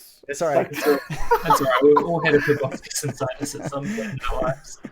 Oh my God. It sucked your blood. It did. And then Loris drank your blood out of it after it popped its head off and drank it. I'm technically kind of wearing your blood. But, Yeah, you still are wearing his blood. Actually, that's a good point. Loris stinks right now. Oh yeah, I don't smell good. Yeah. I haven't showered. I haven't had a bath or anything since the entire time we've That's a been good doing point. this. Gross. Yeah. Do you think it's See, we giving might have away to our force position? that issue. I think, actually giving Sig the cheese ring was a stroke of genius because most of the stench will be contained within his armor. So That's not how it we get works. partial immunity to the It's stench. it's a magical stench. It is all-encompassing. Damn. Should have given it to Loris. It'd probably be an improvement. Yeah, true. If you I already live smell by- worse than it, maybe it makes you smell better. No, I like my own stink. I'm just So picturing. endearing. I'm just picturing Loris like proudly, just like bathing in his own stench right now. Just sniffing his own. Yeah, like I think God. it smells good. That's the aroma. This of is the victory. smell of death. Yeah. If you guys Hey, are so ready, It smells bad, man, and so does victory. if you guys are ready to head back into the cave, we can do it. We can do that. I have that power. Go. Okay. Yes. All right. So many corridors. Yeah, like you're in So a mining cave. Remember that? You're, With doors. there are doors in Who there. knew there would be so many tunnels in a mining cave? It's very annoying. American says angrily. Maybe I need to add some of that too. Stomping her foot. Who thought an elven druid would be so millennial? All right, we are back in the cave. You guys are surrounded with burst little winged rats, skeletons of all sizes, covered in rusted armor. There are, like I said, there's what are they? There are a bunch of small braziers around the walls, hidden in niches. None of them lit, and you've all reconvened back in this room. Did you say braziers? Braziers. Actually, sorry, they're not them. They are brass lanterns. I was reading another place that had brass braziers. Okay. Braziers. You're brazier. It's brazier. No, kidding. No, all right. So, Lights. yeah, lights that are not lit. So each of you reconvene. I could light those bad boys with a little bit of tasty control flames cantrip. I think it would look impressive if nothing else to grab Sig's torch flame and magically direct it to go around the room, lighting them all up. You just say the word. Just to Do it. show off. I'm just going to do it. You've mentioned them twice. I want to light them bad boys. Yeah, perfect. How does that look? What do you do to make that happen to you? I just move my hands in a very mystical elven way with my wand in my hands, my Okay. staff, Great. Sig's, directing them. Yeah, I just go like this with my staff, with my hands, and direct them sequentially around the room. yeah, give me a D12. Trying to like make sure everyone thinks I look cool. Oh wait, is it a D12? Yeah, give me 2 D12. I will do. Roll for brazier. I've rolled a 5. Okay, so That's pathetic. Sig's the flame on the end of Sig's torch just glows a little brighter, and these small wisps of flame fly up and out of it over your heads and sort of head towards a bunch of the lanterns around the walls, and only 5 of them light up. But 5 is enough to make sure that this room is pretty well lit from this point. You'll get to see Blood. you get to see the real gruesome sight now. Not only is there the blood from the Sturges, but a lot of the stonework, the rocks underneath, are just stained in old blood, basically. Like, it's much darker in this area, thanks to obviously the bodies that were murdered or killed in this area. And it also gives you a much better, clearer look at the carvings on the walls with the now shadows dancing with the flickering of these lanterns of just different sized orcs, dwarves and gnomes in their mining gear mining. It's a pity the bugbear's dead. We could have asked them who did the decorating. Yeah. Oh yeah, and there's a dead bugbear as well. It seems to me that this was a natural cave that maybe they came into, and they added lots of rooms and doors and everything to it. But the machine what was the machine that they were making to enhance spells? That must be in a spells. Yeah, that must be in a man-made or dwarf-made area, I'm assuming. So. Well, I've seen a door, one door up there. There's a door, okay. What else did you all see? Sig regales the exciting tale of him walking down the hallway and seeing the green glow and returning quickly. Ooh. Mr. Bill, what did you see? I saw a couple of doors down there.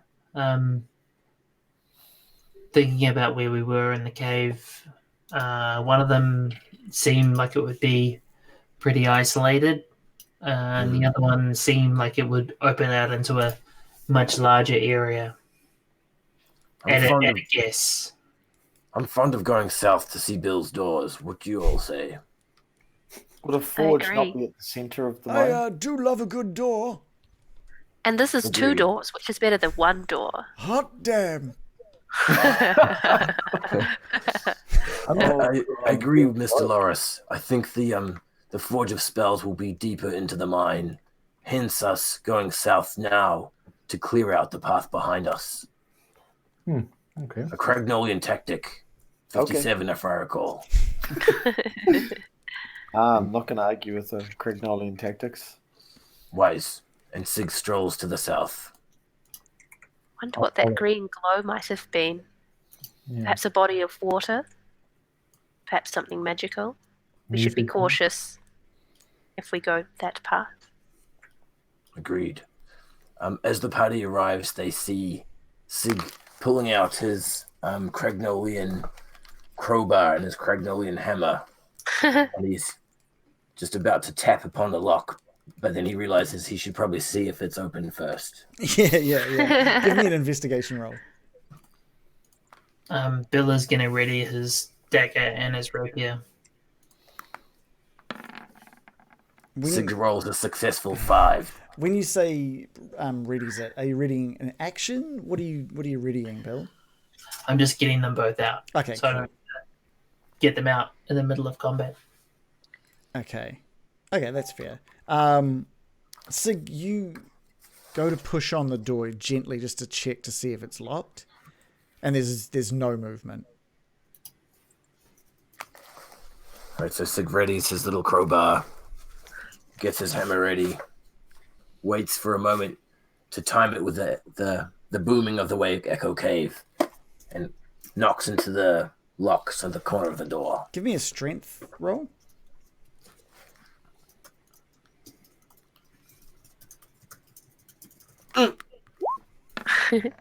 15. 15's a good hit. You bring that hammer down. You wait for the crashing of the next wave, and you hear that bass hit as you just drop the hammer into the crowbar, and the door just pops open easily. It doesn't look like it was locked. Maybe you just didn't push it enough. So that door just sort of like pushes open. Maybe it's still a heavy door. It pushes open maybe 20 centimeters. It opens just a small amount, but it is enough to. I'll reveal the full room. I think I'll allow you guys to have a little peek, sneaky little peek in the room. I'll have a peek. As you look into it, you notice there are splintered stone benches and heaps of rubble from a partially collapsed ceiling filling the room. There's amid the ruined stone bunks and toppled weapon racks are the bones of just several dwarves and orcs. That's what you can kind of see from there. Is that consistent with the other room? Yeah, it looks very from where you are. It looks all you're seeing from your current position is just more skeletons. Bill looks up. Give me a perception check, please.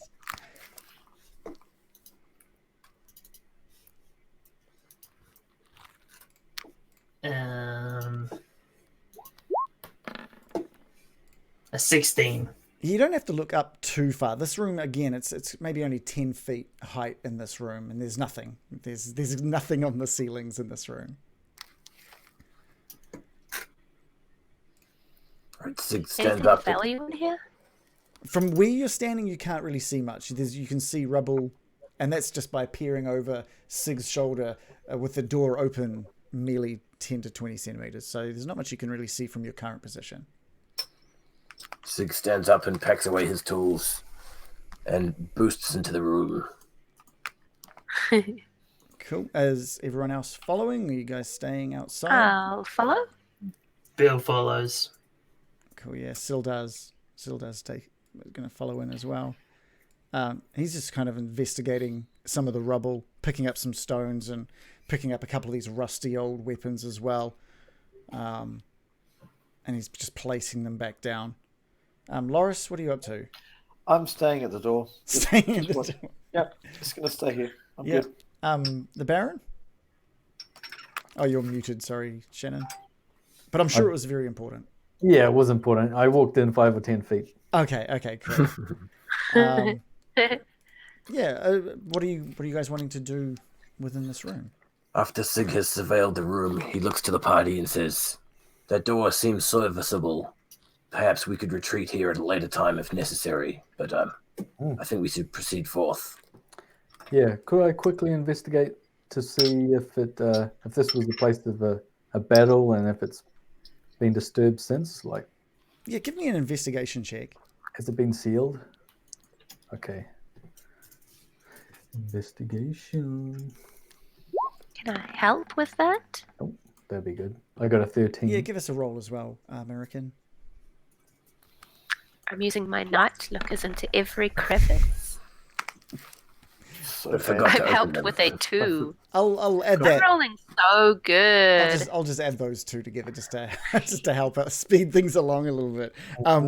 Baron, you kind of figure out there's benches. There doesn't seem to be any like beds or anything. It looks like it may have been an old guard room, maybe somewhere where they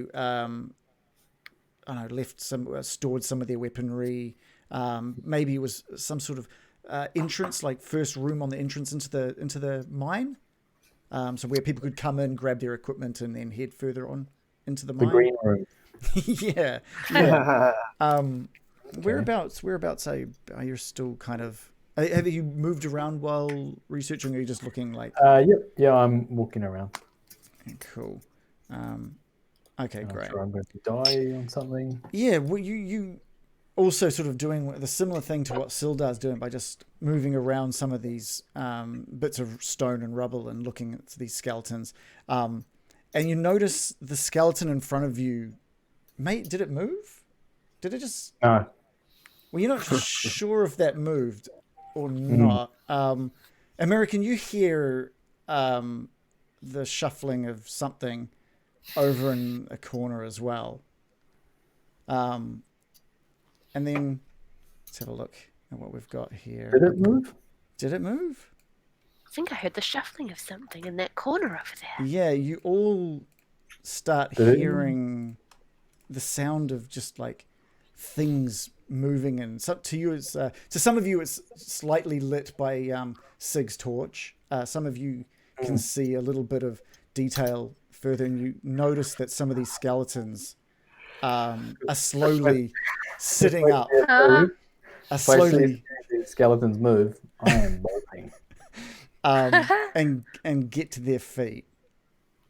You guys are surrounded by what we like to call in this game Skelly Boys. Oh my god! Every room like this. Fucking. Well, he did say he was going to step it up. Don't roll. Okay, yep. So if everyone can. Previous.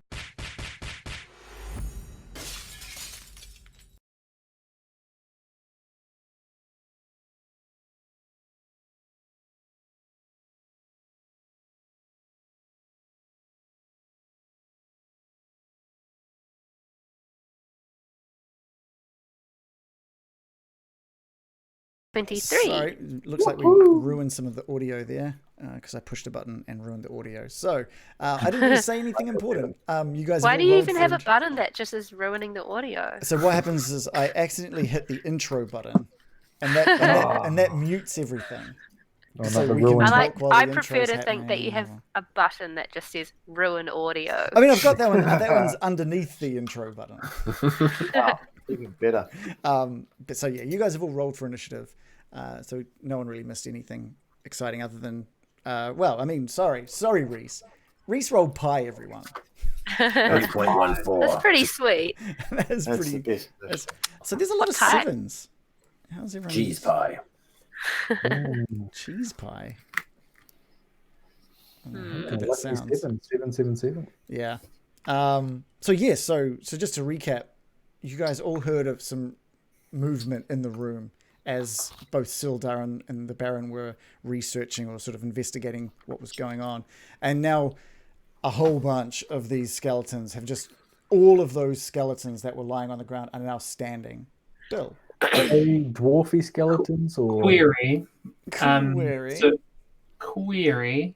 So, as they were getting up and stuff, did we notice and or have actions before that, or is it like basically they're all standing and now everybody is just in this situation? Initiative is happening as they are all getting up. Okay. Like, as in you've seen them all start to move and start to get up, and bam, that's initiative starting. That's where our fight begins. Okay, and so they start initiative on their feet, basically. They'll probably be spending some of their movement getting up. Maybe not half of movement, but they'll be using some of their movement getting up. Okay. Yeah. Thanks. Mirakin, you're at the top of the order here. She yells out, "Look out, everybody! It's Skelly Boys!" And she raises her druid staff up into the air with both arms up in the air, and you see her form melt away as she transforms into a big, burly, beefy black bear and starts snarling and snapping. Fantastic. Do it. Have you got a snarl and a snap for us? Have you got a Snapchat filter of a bear for us? I'm sure there's a bear. I'm sure. Voice. Does that count? I could cough. Fair. I'm not doing any animal noises, or I will have a coughing fit. That's What my about the excuse gross today. lips? Do the gross lips. The gross lips. Oh, there's a couple of I beer. couldn't possibly. My lips are too beautiful. Not as a bear, they're not. Not as a bear. You have to use that. They are terrifying. Joe, come on. Please. That. What? Where did you get that? Just Google beer. Okay. All right. Just I'm gonna look get beer that. on the Okay, fucking- that's my turn, by the way. Oh, Yes. and I guess runs and will try and rush out and bite the nearest skelly boy as well Sure. There's even a polar bear one. while I apparently. transform. Sorry. There's a polar bear.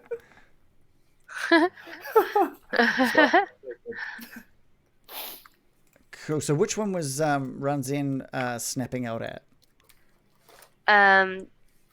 This boy in the corner. I don't know how to click on it. So just the one, sort of the closest one to Runzen, I guess. This one. Oh yeah, cool. This one in the Yeah. corner. I got him. He's rolled a 17. Yeah. So is he climbing up onto the skeleton? He's What's going latching on? on to the leg bone, All right. Yeah. So Runzen trying runs to across. tear it out. And just snaps at the shin bone of this skeleton and does manage to clamp on, doing 4 damage. Runzen's poisonous fangs drip with poison over its bones, but it doesn't seem to do anything. It just runs off this skeleton's bones. Makes sense.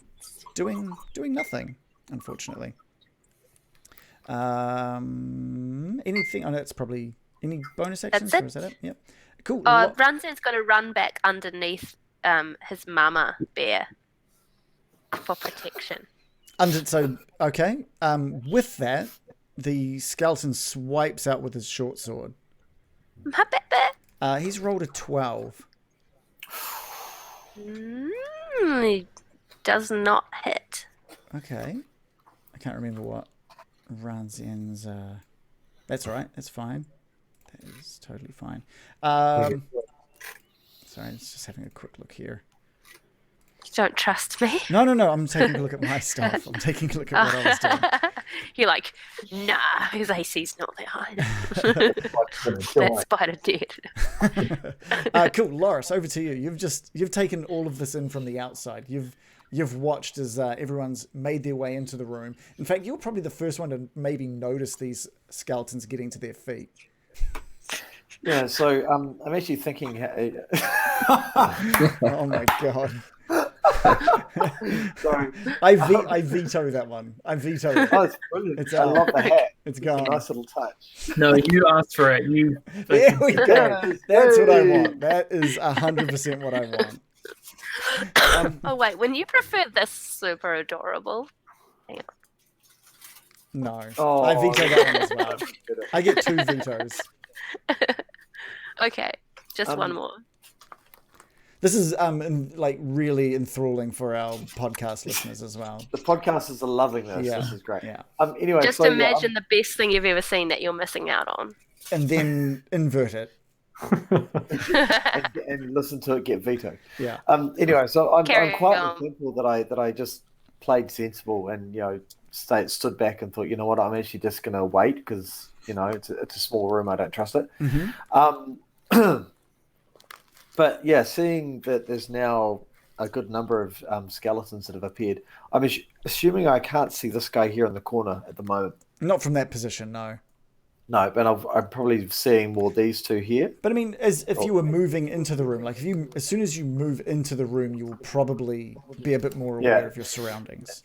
If I move, And also, I around, screamed, yeah, you screamed, watch Skelly out, there's boys. skelly boys. I know he was So the talking specifically about one in the corner. That's all. The likelihood of me stepping into the room and looking around is not going to be That's cool. not going to be high. So once again, hearing American scream, I'm going to hoon into the room, just charging towards where she kind of is, and obviously I'm going to be confronted by those 2 skeletons there, Mm-hmm.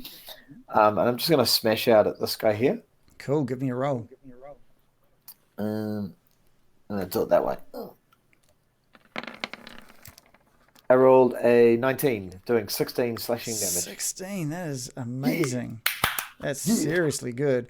This skeleton that you're running up against has got his back to you, and you just bring it down the back of his skull and down his spine, and you just crack the skull and just splinter the entirety of his spinal cord, and this just explodes in bones onto the ground. Dead. Awesome. Man, it's always amazing. I'm also going to give you inspiration for willingly ignoring a skeleton you couldn't see. So I think that was cool. Oh, sweet. Yeah, that's cool. Nice and within character. Any bonus actions there, Loris? No, I'm good. Great. Bill, what's sleep got for us today? Oh, you're on mute. Sorry. Nothing against undead. Dungeon Master. Okay, good. I think I'm going to call out to the party, hopefully as a bonus action, and just say, "Fall back!" And I'm But going I to just charged in. try to stab this guy. Okay, give us a roll. I'm going to do the old 1-2 with my rapier and my dagger. Because I let you call out as a bonus action, you can't also use, because bonus action is dual wield, right? Good point. Yep. 20 for the rapier. Okay, cool. Which is a hit. And that was Does 9 damage. Okay, great. Can I do this? Is this gonna? No, that's not gonna do it. Why is it not doing anything? Oh well. I was gonna make that cool xylophone noise, but it's not playing games. I want the xylophone noise. It's not doing it. I don't know. Anyway, you rattle its bones with that stab out with the rapier, enough to like knock it a little bit off balance, but it stays upright. Baron. Oh, sorry. Was there any movement you wanted to make? Sorry, Bill. Since you did call out. I think if he's still standing, I'll just stay there. Okay, cool. Baron, over to you. You are kind of surrounded here. I'm How's he absolutely always in the surrounded. middle of these things. What's that? Sorry, Like, Boris? I was just curious how Baron always ends up in the middle of ambushes. Yeah. Yeah. Oh, and Billy just got... No, he didn't. I was just thought that was standing at the doorway. Billy, goblin. Billy. No? Okay, well, hearing Bill yell out, fall back, has made me definitely think about running. But first I'm going to cast Ice Knife at this fellow. See that? I do. Directly north of me. Cool. Okay, so Ice Knife. There it goes. That's a 13. 13 is a hit. Nice. And Cool. that should do 5 piercing damage. Yep. And then it's going to explode, yeah? Yep. Okay. We have to roll dex.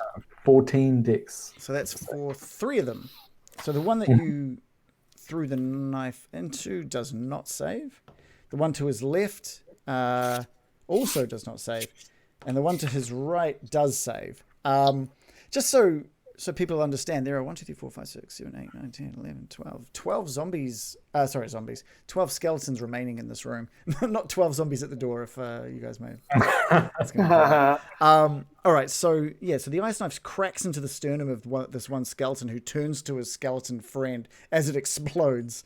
And it has marrowed this skeleton that you've hit beautifully. He's barely... There are ribs missing from it. This thing has blown a decent chunk of his upper torso away, but he's still somehow... Yeah, he's still upright. And the skeleton next to him just takes a decent exploding ice knife to the side as well. Of 7, yep. Of 7, yeah. So the guy that I hit first, did he take 2 hits or 1? He took a total of 12 damage. And he's still standing. He is still standing. I'm leaving. And I run over this way. Not next to this guy. I'm going to keep my distance from him. Okay, And, so... yeah, I realize they're going to attack me, but... They are. There's going to be 3 attacks. One has rolled 22. One has rolled 10. And the other has rolled 12. Oh, okay, so that's 1 hit. Okay, that's 5 piercing damage from one of those skeletons. Oh, 22. That's rough. Ouch, man. Okay, 5 damage. How far can I run? I can get to about next to Lawrence. So. Okay. Yeah, Okay. yeah, cool. It's the skeleton's turn. God, this is gonna okay. 3 skeletons surround Sildar, and all strike out with their swords. Oh dear. What's his AC? Okay, only 1 hits, doing 5 damage.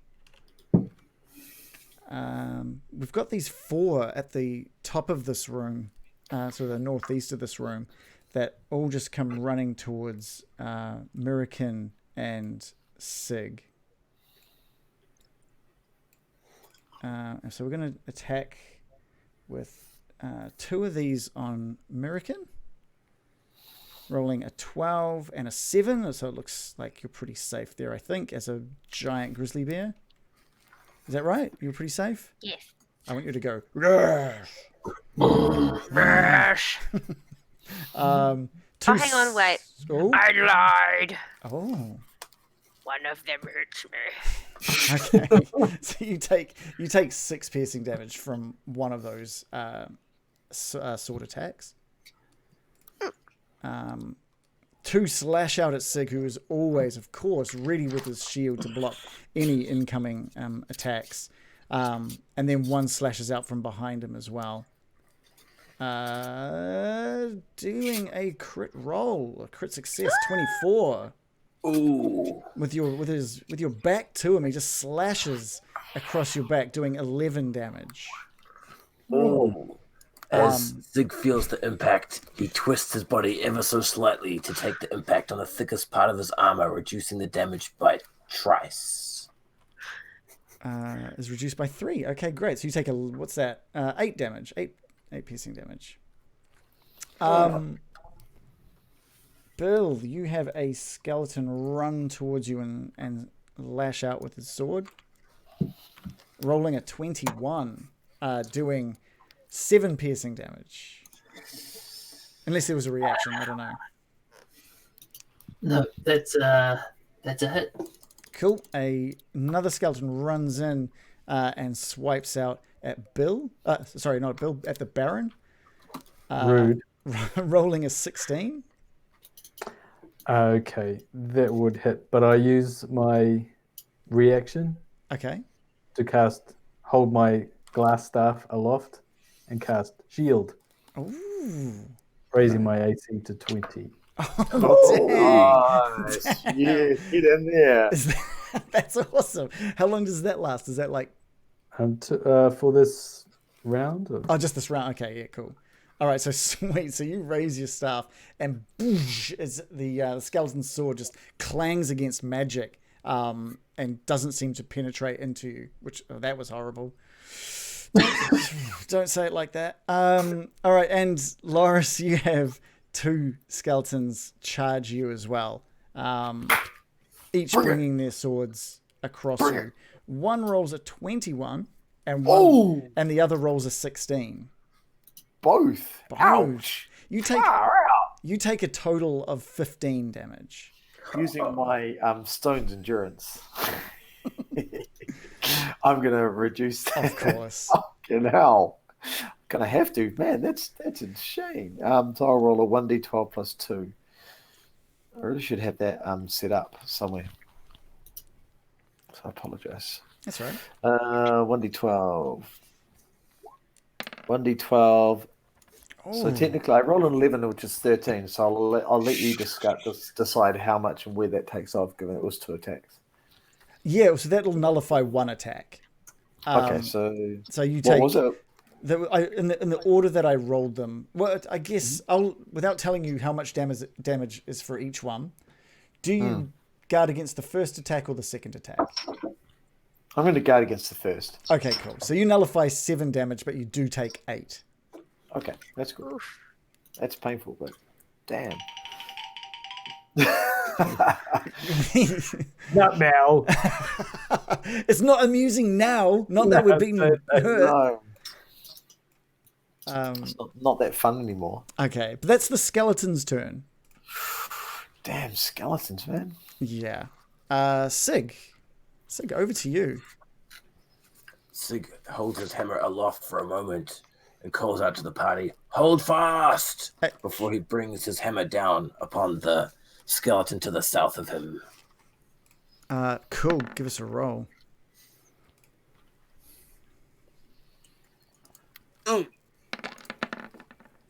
Sig rolls a critical fail with a 7. Oh, no. Hey. Sig, D100, please. Ooh. 19. Oh, it's not super great. Sig, you've got your sword, your one-handed hammer and a shield up at the moment. Correct. Okay. So you twist to bring that hammer down on the skeleton behind you, and you catch, like, you miss with your hammer, But with the spin that you do, your shield gets caught on one of the skeletons, and it drops to the ground out of your grasp. Rats. And no, you cannot pick it up as a bonus action. Okay. As a bonus action, Sig will kick off Action Surge and channel his fury into a two-handed attack onto the skeleton. Oh, nice. Give us a roll to hit.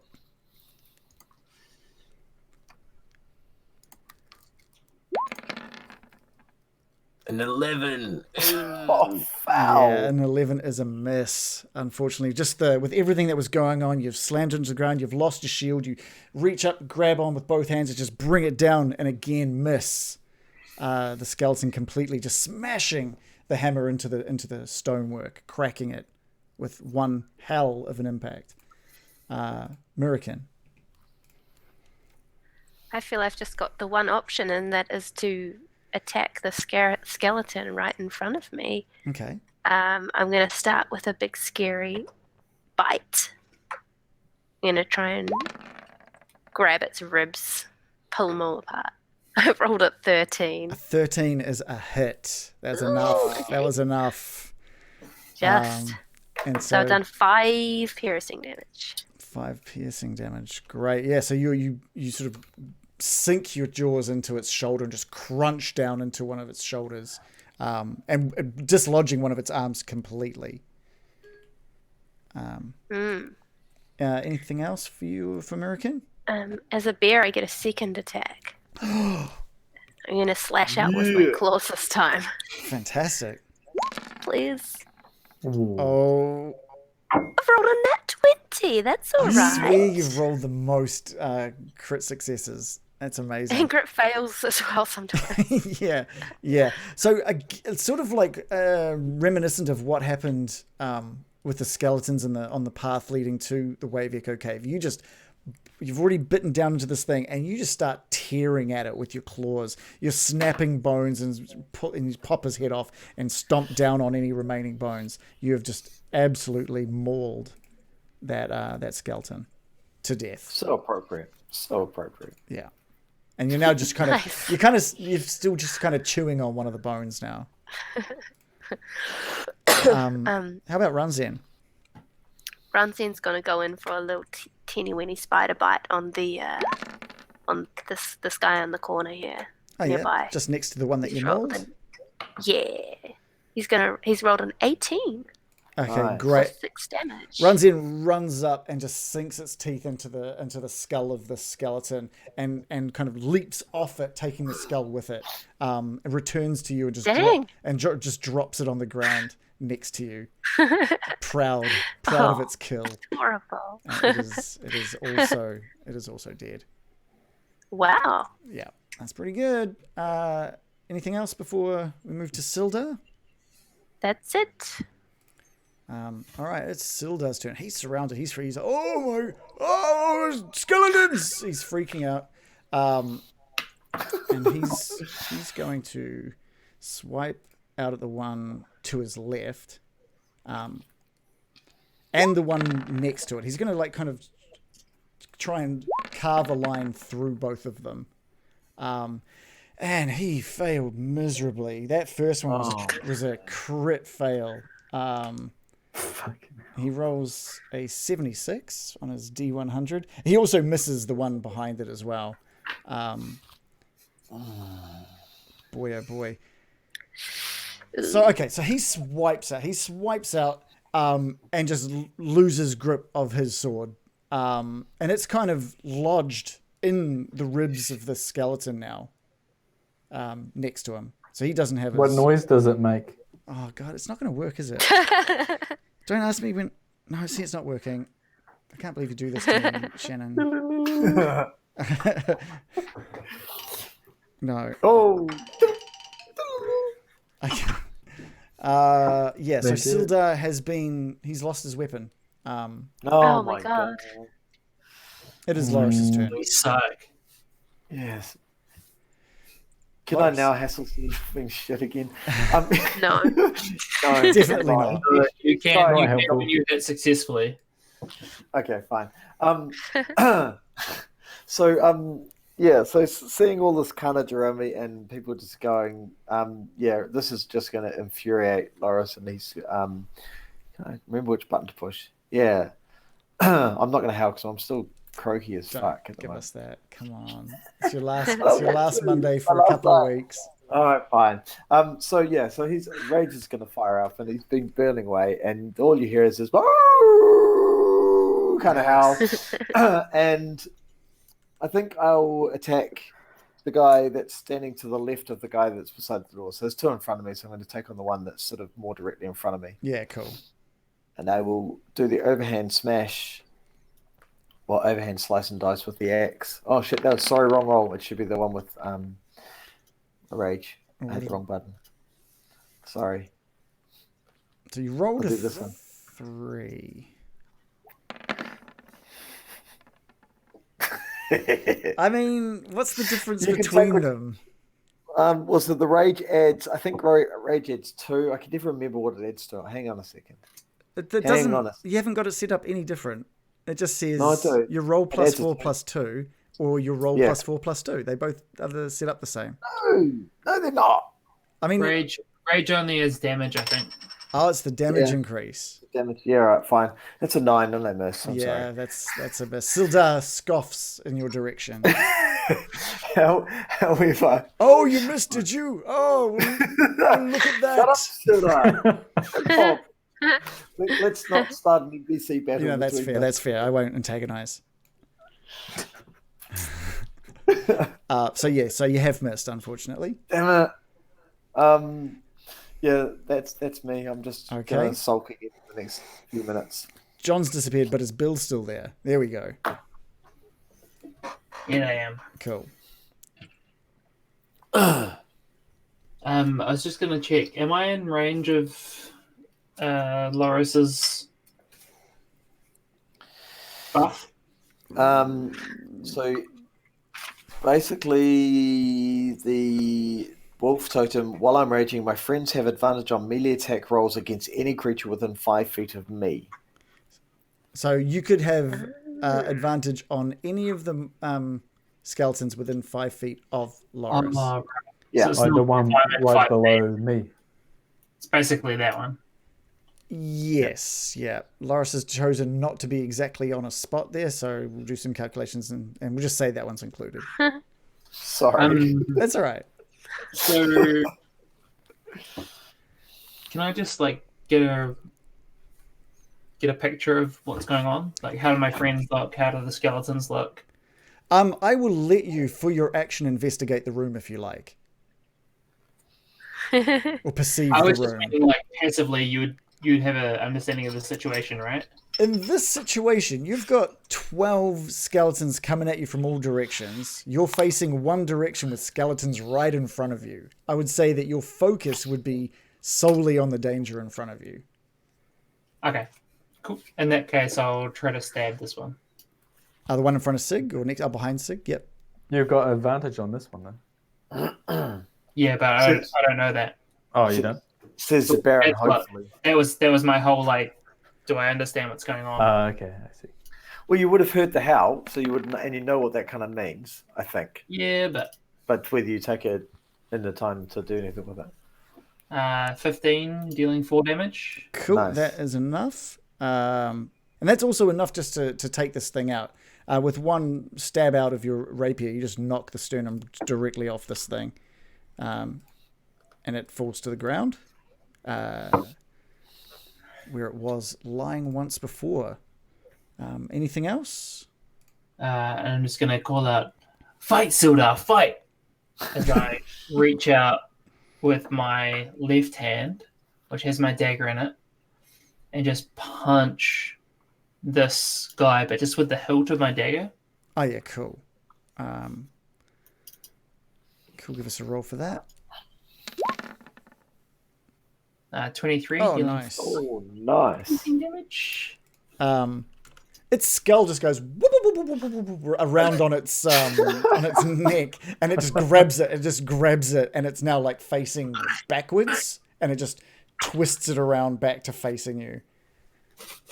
And just lets out a.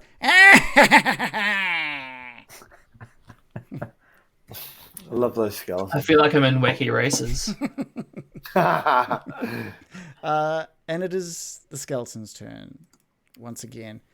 The 3 surrounding Sildar again just lash out. What are we doing there? Dilda, no! 2 of them hit this time, dealing 11 damage to Sildar. Oh, Sildar's in a lot of pain. Going back to hospital. Yeah, the one of the skeletons crit fails, though. The one that's to the north of Sildar. It doesn't roll terribly, but it doesn't roll very well. And it's as it sort of swipes out, it knocks the one next to it and does a little bit of damage to the one next to it. What else have we got here? We've got 2 next to Sig, and both of them slice out as well, hoping to find a gap in his armor. One of them rolls a 23. The other one rolls a 16. That is a hit, and Sig will use his riposte ability on the one that missed. Watcha! Hooking his sword and then swinging back with his 2-handed hammer, but the other one does hit. Okay, good. Cool. Yeah. So you just roll to hit, do you? I roll to hit, and if I hit, I get to add a d8 to the damage. So you just roll a melee superiority die? Yeah, so I roll a 14, and I get 8 bludgeoning damage. Well, it just plus says a d8. it just says you roll a superiority die. It doesn't say you make a weapon attack, right? So you just roll a d20. It says, if a creature misses you with a melee attack, you can use your reaction to expend one superiority die to make a melee weapon attack against the creature. That's perfect. That's perfect. And 14 is enough. So I do 8 damage plus an additional 4. So 12 damage. Yeah. Boom. Yeah, you bring that down and absolutely destroy this thing. This thing just explodes in dust and bone. But you do take... how much damage was that? 4 damage as a short sword meets your side. And Sig will twist his body ever so slightly upon the impact and reduce the incoming damage by 3 using his heavy armor master ability. Yes. Damn. Impossible to kill this man. Wow. Okay. Sweet. Is So that I just take a single point of damage? Is that correct? that is correct. Nice. That's just awesome. FYI, my AC is now 18 since I'm two-handing. Oh, right. Okay. Maybe the other one did hit. He didn't. It was 16. Oh, no, there we go. Cool. We have one face-to-face with Bill, who slashes. He's just twisted his head around and slashed out with his sword. But he's a little disoriented and completely misses. 2 slash out at Loris as well, cackling as they do so. But I think both of them miss with a 15 and a 14. 15's a hit. 15's a hit. 14's a miss. Okay, so that's 5 piercing damage from the one on the left of the 2. And the last skeleton steers the Baron down, pushes his face right up into the Baron's face, and jabs out with his short sword. Repulsive. And you can smell this weird, I don't know, this weird iron sort of smell in the breath of this thing.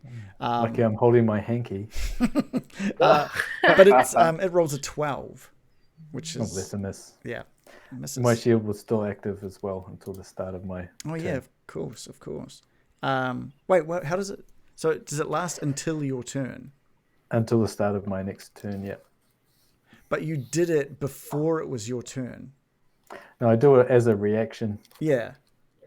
And so it and would have then been available until your next turn. until like I'm about to have my turn, and that's when it will turn off. But you did it. You did that last turn, yeah. So it would Nobody have. I haven't had activated it. Yeah, I last activated it when I got attacked, but I haven't had a turn yet. I don't think. No, Or did I? You had a turn Oh, I must directly. have. You had a Maybe I turn did. directly after the skeleton. Right, so you are. Yep. It wouldn't have been on. But it is. done that. It is your turn now. Again. Because they're all attacked, and they bastards. Okay, so I'm going to pull out some powder. Oh no, actually, I'm not going to pull out powder. I'm going to cast Toll the Dead on the one just below Bill, because that one has taken a hit. It has. So he has to do a Wisdom saving throw of 14. It does not save. Oh, cool. So it will do a D12 damage. I just saw when I get to 5th level, it's 2d12. Oh, Oh, damn. a 1. That's one. Boo. Necrotic damage to a skeleton. I assume that's fine. It doesn't seem to be immune to it. So Final Fantasy. yeah, true. So it rings out inside the skeleton's head, and again, the same sort of effect you've seen before. It just kind of stops. But nothing really, you didn't really notice anything different. It just cracks its head back and forth to try and regain its composure. I cast Curiga on the skeleton. Sig, back to you. Right, Sig holds his hammer high for a moment and calls out to Sildar, "Hold fast, Sildar!" before he brings his hammer down upon the closest skeleton, using his rally ability for an extra D8 temporary hit points on Sildar, -1 for my charisma modifier. With 7. Hey! Nice. It's easily the best roll so far for you. Yes. And much needed temporary hit points for Sildar. And strengthened by his own call, he brings the two-handed hammer down upon the skeleton to the south with a roll of a 23. Boom. So which one, sorry? Was that the one next to Bill, or? Indeed. Oh, yeah, The, cool. like, southeastern. Yeah, gotcha. And you bring that down into his, really knocking him off balance now. You've kind of brought it down again on his shoulder and just cleaned off one of his arms. It's just gone. But he's still standing, although very, very marrowed, as we call it in this game. American. Yes. Runzin's going to run out to the spider directly in front of him and try and clamp onto his leg and pull out his bones. I mean, Runzin's doing very well. Oh, he's rolled a nat 20. Such a good boy. I'm going to start taking dice away from you. You're too good at dice. No, I failed so many times earlier in the session. And again, Runzin It's the just spider doing well, not seeing the pride in what he did, that you had for him when he returned a skull to you previously. He just does exactly the same again. He runs up the skeleton, he bites into its head, he tears it off and brings it down and places it next to this previous skull that it laid next to you. And that one too is dead. Amazing. The body just dropping to the ground. So my question is, did I hear Sildar screaming as he got hit? Do I know he's in danger? Sildar doesn't scream. He's maybe He's a stoic man. yeah, he's been probably grunting a little bit in pain, but no big screams. Okay. Regardless, I'm still going to barrel forward and attack the next thing in my line of sight. I mean, you definitely heard Sig call out to rally Sildar. All right, as a bear, I'm going to barrel forward towards the next skeleton in my line of sight and just get all berry on him. Get berry on him. Just going to bite his bony butt. Oh, man. Yes. Your rolls. That's a 22. Yeah, again. These are all right. You've come up behind him and you just think your mouth, your little gross little bear nose wiggles and just bites down on the back of its skull, just cracking into its skull. It's still alive, undead, and on its For 8 feet. piercing damage. Yeah. And then I'm going to slash out with the claws yet I again. feel another mauling coming on. Oh, my Ooh, gosh. roll a 20. Yeah, you just you've got your teeth in the back of its skull and your paws on either side of its shoulders, and you just pull down and just disarm it completely, literally. But it's still standing. It just has no arms. Its weapon now on the ground. This was the one that crit failed and hurt its friend before. You're going to roar in its face and spray spittle on it. Are you going to give us a roll? No. Okay, fine. I would if I wasn't scared of starting a coughing fit. That's fair. Any bonus actions? Are you good? No. Okay, cool. It's Sildar's turn. He's just going to spend the turn trying to dislodge the sword out of the skeleton's rib cage. What's he got for strength there? Oh yeah, that's fine. So he manages to pull that out. And I'll give maybe it is a blade. It is sharp. He does manage to do just a single point of damage to the skeleton as he does so. Loris, we're back with you. Okay. So of the two that's in front of me, the one on the left side I've hit. The one on the right is still untouched. Is that right? Yeah, he looks like you haven't attacked this one. No, that's right. Successfully. Okay, cool. Successfully, yeah. So still in my rage, I'm just going to keep cleaving away at the one on the left hand side, and hopefully it works better this time. Big swing. I roll a 17, doing 15 damage. That's better. That axe, man, that is an incredibly strong axe that you've got. You just bring that down, and just in true Loris fashion, you just smash that thing straight into its skull, down its sternum, and just split that thing in half. Its bones crumpling to the ground. Can I give Dildar a quick check to make sure he's looking? He's definitely not looking. He's definitely not looking. I'm not happy. Oh no! I'm not happy. You look over your shoulder and you just see everybody attacking and being attacked. Kind of disappointed that no one saw that. But He sees Dildar as a father figure, so he doesn't want to disappoint him. He wants to make him proud. Yeah, it's all about impressing the Dildar dude. Bill, back with you. Just gonna again strike at this guy closest to me. First with my dagger hand. Cool. 10 is a miss. And then slash by with my rapier. Just a crit fail. Stop it. D100, please. Which hand is your rapier in? Which hand is your dagger in? Dagger's left, rapier's right. Okay. 45. Yeah. Okay. So you swipe across with your rapier and miss. You just catch air.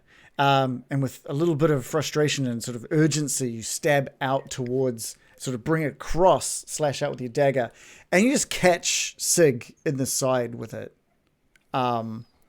doing 3 of that 4 piercing damage to Sig. Just as the impact happens, Sig twists piercing damage. It's the strongest part of his armor, nullifying the attack. Is that literally on any damage? Anything that's non-magical. Wow. Yeah, that's fair. That's not a magical... Yep, that's fine. You take 0 damage. That's awesome. Cool.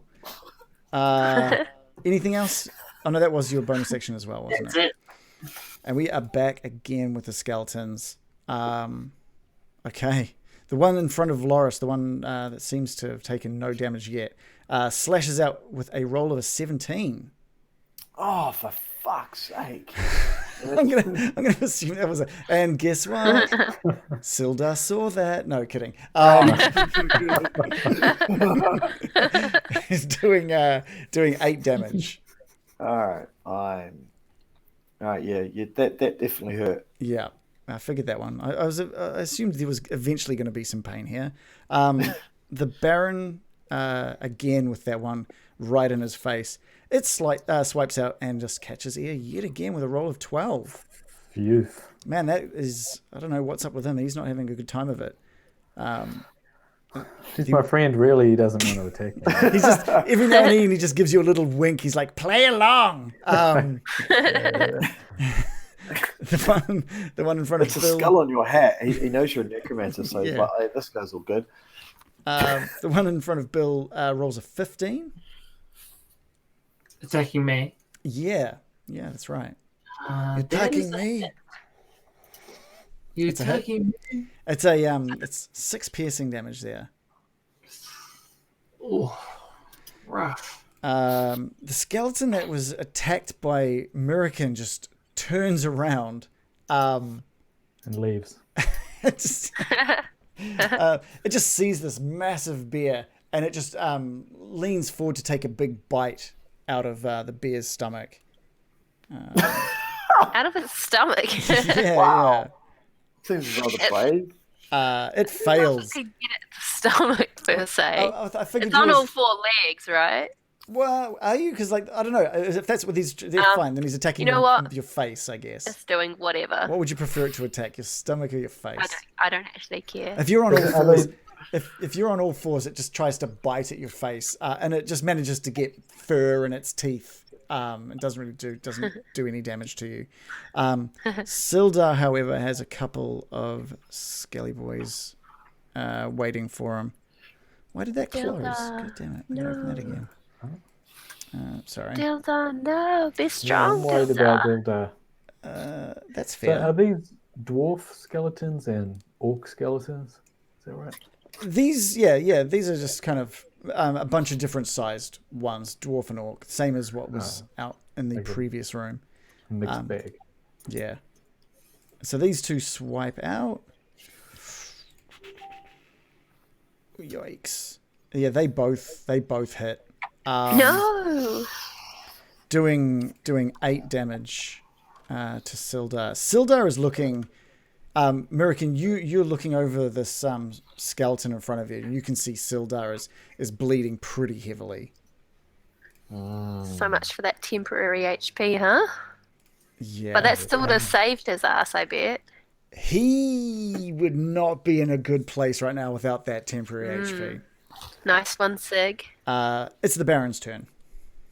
Ooh, okay. on, I'm Baron. worried about Dildar at this point. So I'm going to attack the one just north of him with...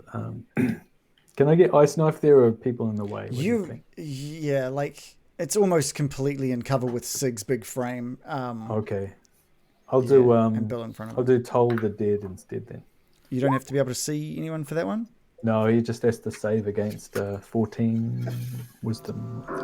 I think. Okay. He does not save. And that was the one to the north of Sildar. Yep. Yeah, cool. So that does a d12 because he's taking damage. 2 damage. And that one was it was one more than he needed to knock him down. So again, he stops the fur in its mouth, and the fur drops out of its teeth, and it just drops partially onto Bear Murican, and then Bearican, and then rolls down onto the ground. Sig, over to you. As Sig has cleaved through a few skeletons, his visual path is clear towards his comrade Sildar, and he sees that his blood falling into the ground, and he sprints forward next to his comrade and just uses his hammer to just charge into the skeleton at the bottom southwest corner. As you do so, the skeleton in front of Bill swipes out, rolling an 18. An 18 is a hit. Yeah, I get it. There's the thickest part of your armor. You take 1 damage after that. I'll let the DM can learn. Nice. So with that running charge, Sig will swing his hammer into the dude, Skelly Boy. The one right in front of you? It's the southern westest cornerest one. That's for right. 12 to hit. Yeah, and that is a miss. The hammer, it manages just to dodge a little bit out of the way as he sees you running for him, and that hammer just crashes down into the ground. Anything else? And Sig will just place his hand upon Sildar and be like, "Hold, hold!" And using his rally ability yet again, which is bound to go badly, he will roll his d8. How many superiority dice do you get? I'm nearly tapped out. A bonus 1 temporary HP for Sildar. Oh no! That's right. I tell you what, every point counts right now. Every point counts. And Sildar looks over to you. Thank you, Sig. American. I'm gonna rush forward next to good old boy Dildar. Try and help him out with a good old bear bite. It's Sildar. He hasn't got The time to be- 13. Man, that bear. Yes, of course that bear hits and bites down into this skeleton, doing 7 damage. And again with the claws. Yeah. Do it. Roll. Yeah, of course. Just another complete mauling. This bear lodges Damn, itself onto it. Berrican. Just Berrican messes that skeleton up. It is another dead. There are just bones everywhere. There used to be skeletons everywhere.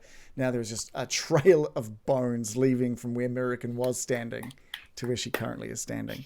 And again, the general slathering of snot onto all in the vicinity is the order of the day. That's gross, but I love your work. Berrican's crazy. Berrican is crazy. It Ransom's really gonna- works with this mask. This is really selling it for me. Mask is This so bear It's face. perfect. It's good. If only you could animate, that would be amazing. Yeah. But Rancid's going to go on for a quick nibbly nib on them tasty leg bones again. Oh, And it is Rolling a 15. it is a hit. Always with the Damn. hits. I'm in dice heaven right now. Yeah, great. And it doesn't manage to pull this skull off. It's still just biting into it and trying to pull, but it can't do it. Are you leaving it there 6 or? piercing damage. Yeah, cool. And then, yeah, it's just going to hang out on Okay. the back of its head. Okay, cool. Why not? It's Sildar's turn. Come on, Soda. And his breath is pretty ragged at the moment. But he steels himself after hearing Sig's words, and can only muster a single attack. And fails. He just he lets his breath out in pain as he just clangs his sword into the ground next to the skeleton. Loris, it's your turn. Yeah, so still like fuming and raging and going crazy. I'm just going to smash through the side of this guy. So I've gone smash. I want to come in from the side and try and cleave this guy through the middle. Good luck. He's not been hit yet, eh? He has not been hit. All right, let's see what we can do here. I roll a fuck. Oh, no. It's a crit fail, but it does heaps of damage. Oh, it does a lot of damage. This D100, Dave, is going to be very important. Okay, before you roll, if you get between 40 and 60, if you get between 40 and 60, you're going to take half damage. If you get anything under 40, between 20 and 40, you're going to take 3/4 damage. What? Yeah. If you take anything 20 and under, you're going to get 15 points of damage. I'm intrigued as to how you're going to tell this story, but okay, let me roll. Oh, dear. Oh, fuck. Oh, no. I rolled a 6. It's a 6. You've got that axe, right? Because it's an axe. Yeah, it's a big X. And you bring that down and slam it next to the skeleton, but it bounces. It hits the rock and just ricochets back up into your face. Oh, come on. And you just take this axe down the front of your face for 15 points of damage. I think that technically should it's not going to knock me out, but it will knock. I think it should knock me prone. Like an axe to the head is just going. It's going to throw me to the ground. I think you've still got HP. How many was that? 15. 15, yeah. Yeah. Okay. I'm still alive, but I think Yeah. the term seriously bloodied would be appropriate. Yeah. There is blood pouring out of your face right now. Yeah, basically what the group sees is this massive launch to smash this thing, and it bounces. My axe bounces up, hits me in the head, and you literally just see me kind of stop, and the blood drains from my face, and I fall backwards because that's not happened before. Yeah. Bill. Did you make a noise? Did you make a scream of pain or anything? No, it's more of a stunned kind of like a. I have an axe in my head, and it's like a. Yeah, Bill, you definitely hear Loris hit the ground to the side of you, and his face is just covered in blood right now. From what you can see, you think he could be dead.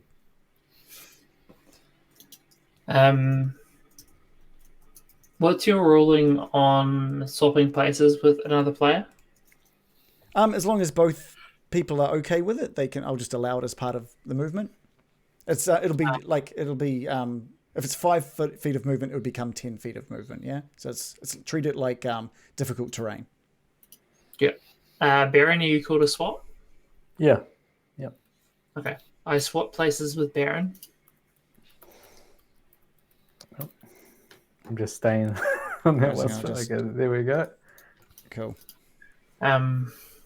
And seeing Loris on the ground, I want to make sure that he survives this encounter. I just laid my hands on him. I've never really believed in any gods before, but I'll pray to whatever gods Loris holds dear, and just try to send some healing light through him. And I cast Cure Wounds at first level, healing him for 6 health. Okay, cool. Cool. Okay, great. He's still bleeding, but you can see a little more color coming back into him. Any bonus actions there, Bill? That's it for me. It is the skeleton's turn. So, Loris, you're prone. Yeah, with an axe in my head. Yeah. Which means the skeleton has advantage on an attack. Oh, Of Bill? course he does. Sorry. I know I said no. No. Can I use my dagger on this guy? That's it's not a bonus action is dual wielding, yeah? You have to have already done an attack with a light. You have to already be attacking. You have to have already done like a light attack to Okay, do a that's secondary light attack. Yeah. That's cool. Okay. So yeah. So this one next to Loris, it starts stabbing the ground in front of him with his short sword, trying to catch Loris. He's rolled a 17 and he's rolled a 21. Oh, sorry. It's just one attack. It's a 17. Sorry, not 2 attacks. So yeah, so that's a hit. For 4 damage. Okay. Man, it's going up and down, up Yeah. and down. The one next to Bill swipes out and rolls a 15. Oh, that's a hit too. That's enough for me. Yep. So that's 6 piercing damage for Bill. Uh-huh. The one that's having no luck against the Baron swipes out and rolls a 12. He's just not having any luck there. Give him a little wink. We'll get out of this somewhere. Wow. Well, you will. And Yeah. the one No, I'm next, talking to the skeleton. the one next to Sildar and Sig swipes out once more at Sildar. Rolling an 18, which is a hit. Soda. And he just pushes that blade directly into Sildar's stomach. Sildar drops his sword and grabs the sword that's pushed into his stomach, pulls himself off it, and falls dead to the ground. Oh no, Soda. He is in What do you mean? He is in a dying state. And that is where we're going to end tonight. No. Oh, come on. You can't leave me hanging by the Wow, that room was so rough. Wow. So we, Absolutely. How rough that room was. Oh man, I was so regretting after my turn. I was like, oh no, I should have gone in the way of the guy about to attack Sildar, but I didn't move forward. Damn it. That was my fault. It's my fault. Sildar's dying. No way. The skeleton's fault. Yeah, it's a skeleton's Yeah, fault. but I always forget to move, and then I always notice after my turn, and I'm like, oh god. You killed a lot of skeletons. Yeah, so- you did amazingly. Yeah. Killed the most. Berrican I got some lucky rolls, that's for sure. Berrican's amazing. Berrican's terrifying. But Yeah. Are you sure you don't prefer this mask though? Oh my god. no, No. I prefer that mask. I think the fur that you've got on the cape mixed Makes with, it look awesome. mixed with that other mask just is perfect. looks looks awesome. legit. Real bear face. Yeah. Thanks for finding that, Dave. Furry Blue Elf was saying was asking if you were casting in bear form, but you weren't casting, were you? You were just attacking. No. You were just doing bear like bites and claw Yeah. attacks. So I don't think she did any casting through that. No magic moves, just pure brawn. Yeah, and pure, jeez, man. Yeah. He said that he thought you healed Silda. No, No. that was Sig. Yeah, that was both times. Yeah, that was Yeah. with some temporary HP. Which was that was still needed. He would have probably dropped he definitely would have dropped earlier without those temporary hit points. Cool. You guys have seen a decent chunk of a little bit of the Wave Echo Cave now. It's A real little big. bit. Yeah. A couple of rooms. I was like, oh, you guys have seen heaps, and I just zoomed out of the map, and I was like, okay, maybe not. No, All right, maybe not. massive. Yeah. Hope they're not all like that. Yeah. Reagan, when we get out of this battle, can you remind whoever's taking over Loris for the next 2 weeks that he has 2 health potions? Oh, okay. He might want to use them. Yeah, that's probably good to know. That is probably good to know. That crit fail was beautiful, Dave. That was annoying. Man, we got like a healthy mix of nat 20s and crit fails today. Yeah. Insane. Yeah. This room was because you guys took care of the Sturges so well.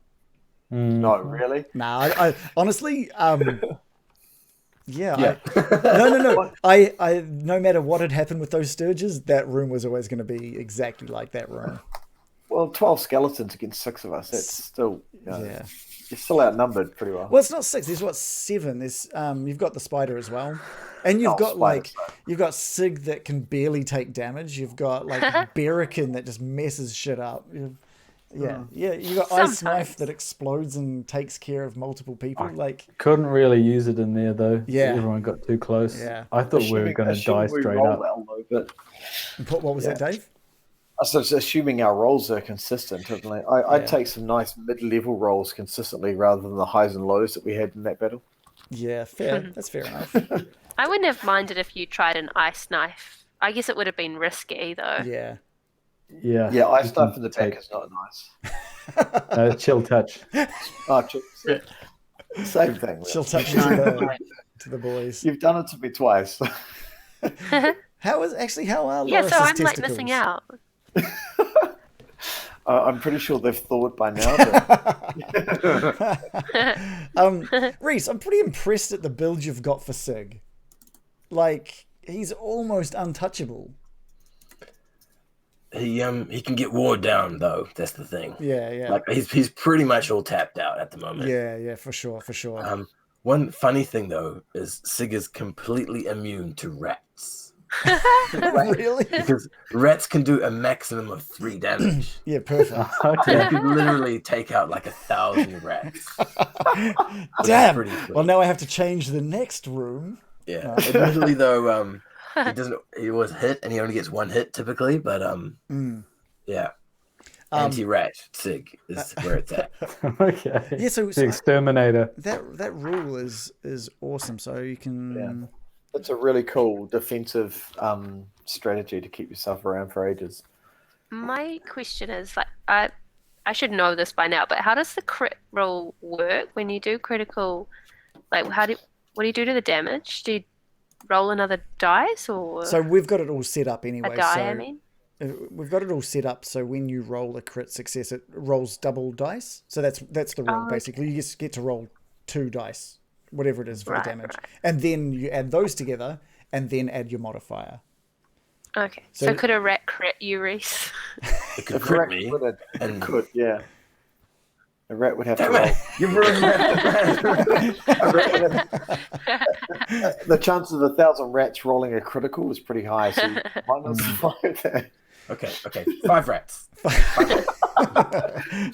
I just need to find a way to throw more magic at Sig, I guess. Right?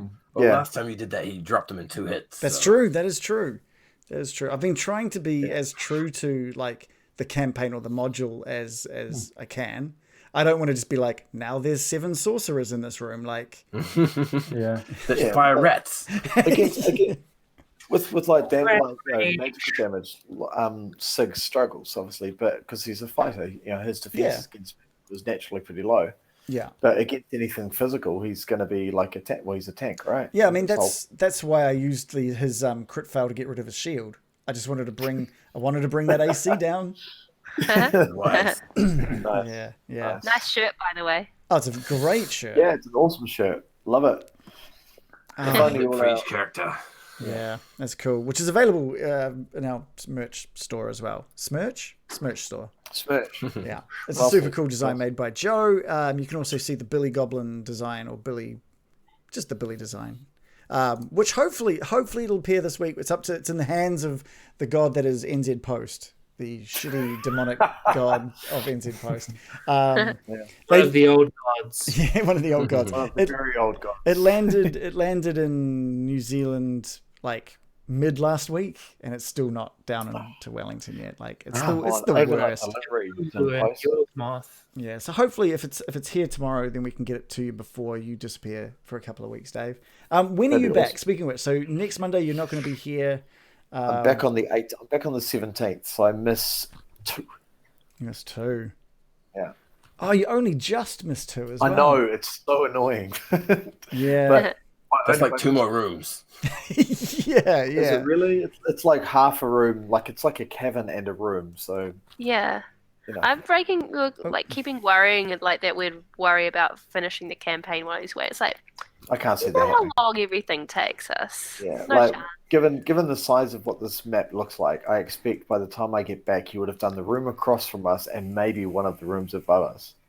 That's about Yeah, I it. think that's fair. Yeah, that's probably I don't know. accurate. It'll be interesting. The one thing I'm finding interesting with this area is how the lack of interaction between everyone. I don't know. It feels like you're all waiting for me to push you somewhere, and I don't want to do that. I want you guys to explore and figure out what your characters would be exploring and wanting to do.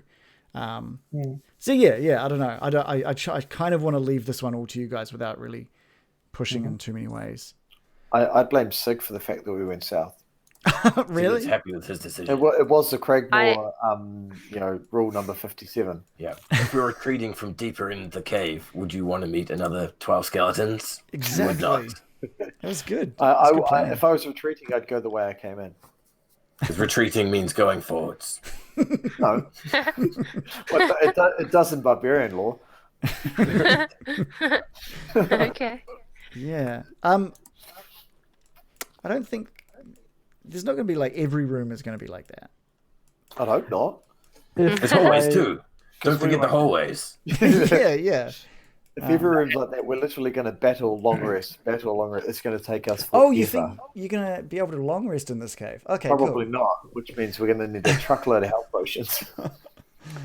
Interesting. If I had detect magic on, Now, right? What was that? Sorry, Bill? We're pretty much fucked now. Yeah, yeah, we're fucked. like, I'm on like 7 health points, so I'm literally fucked. Yeah, we're going to be in big trouble if we aren't able to get back some health. But I do spells want to Stay say tuned. that you guys are talking about how challenging it was. You guys like got rid of 13 skeletons. Well, there's like 1 left. Is there 2 left? You got rid of like an entire room, like 12 to 13 Sturges and a bugbear, all in like a single session. That's pretty full on. That's true. Without There's a lot We anybody, got rid of. without any of the main people going into a dying state. True, And we got rid of Sildar too. That was amazing. Yeah, true. I mean, true. Still does a bit part NPC. Come on. Yeah, Now. yeah. Well, I don't know. He's. Bit part. I wouldn't say bit part. I wouldn't say. He's bit He's a cool. good old boy. He's cool. Yeah. He's a good old boy. Yeah. Yeah. Oh, dear. Fantastic. Cool. Cool. I'll go through the usual stuff that if you guys have that are watching. There's not many of you tonight, but that's okay. Last week we had a huge night. But if you're watching and you're not following us, please do give us a follow because it makes us feel really good inside our tiny little hearts. If you really like what we're doing, come say hi in the Discord or give us a subscribe here or buy one of the shirts or support us in any way that you can, really. And if you don't want to do any of that, we're still going to be playing and you can still watch us every week free. So don't even worry about it.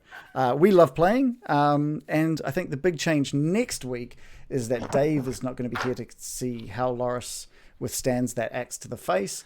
We're going to have someone I know taking over as Loris. I just need to quickly organize that over the next couple of days to make sure he's still keen. We'll hand him the character sheets and everything and make sure he knows how Loris should be played.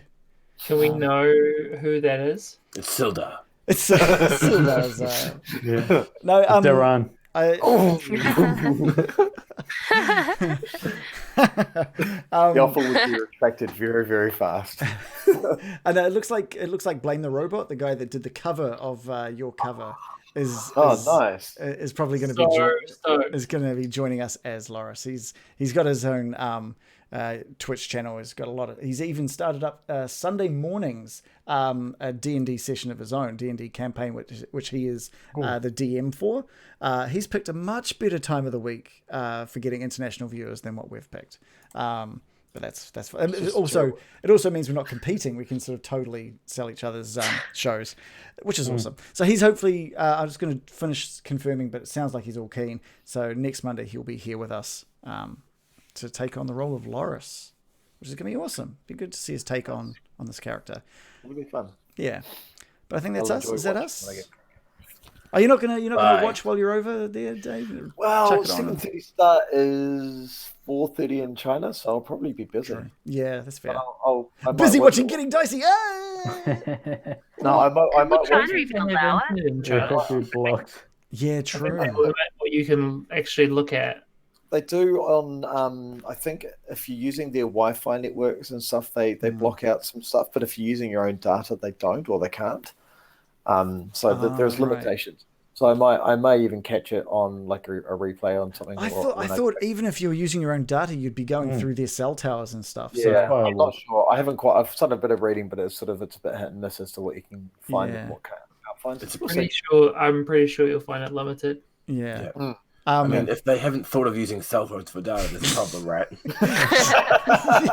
Yeah. Oh, because I've did a bit of research and stuff, and they're like, if you're using say hotel Wi-Fi and stuff like that, they'll block obviously Facebook and Google, various other bits and pieces. I think you'll find it everywhere, dude. Yeah. So it'll be around, but we'll see. We'll see what we're going. Yeah. Unless we're massive in China somehow. Maybe that's. Oh yeah, totally. Oh, we're big in China. They just can't watch live. They've just got to upload it to another video site. They watch. I expect to be walking around in my Getting Dicey t-shirt and have people just crowding me. Yeah.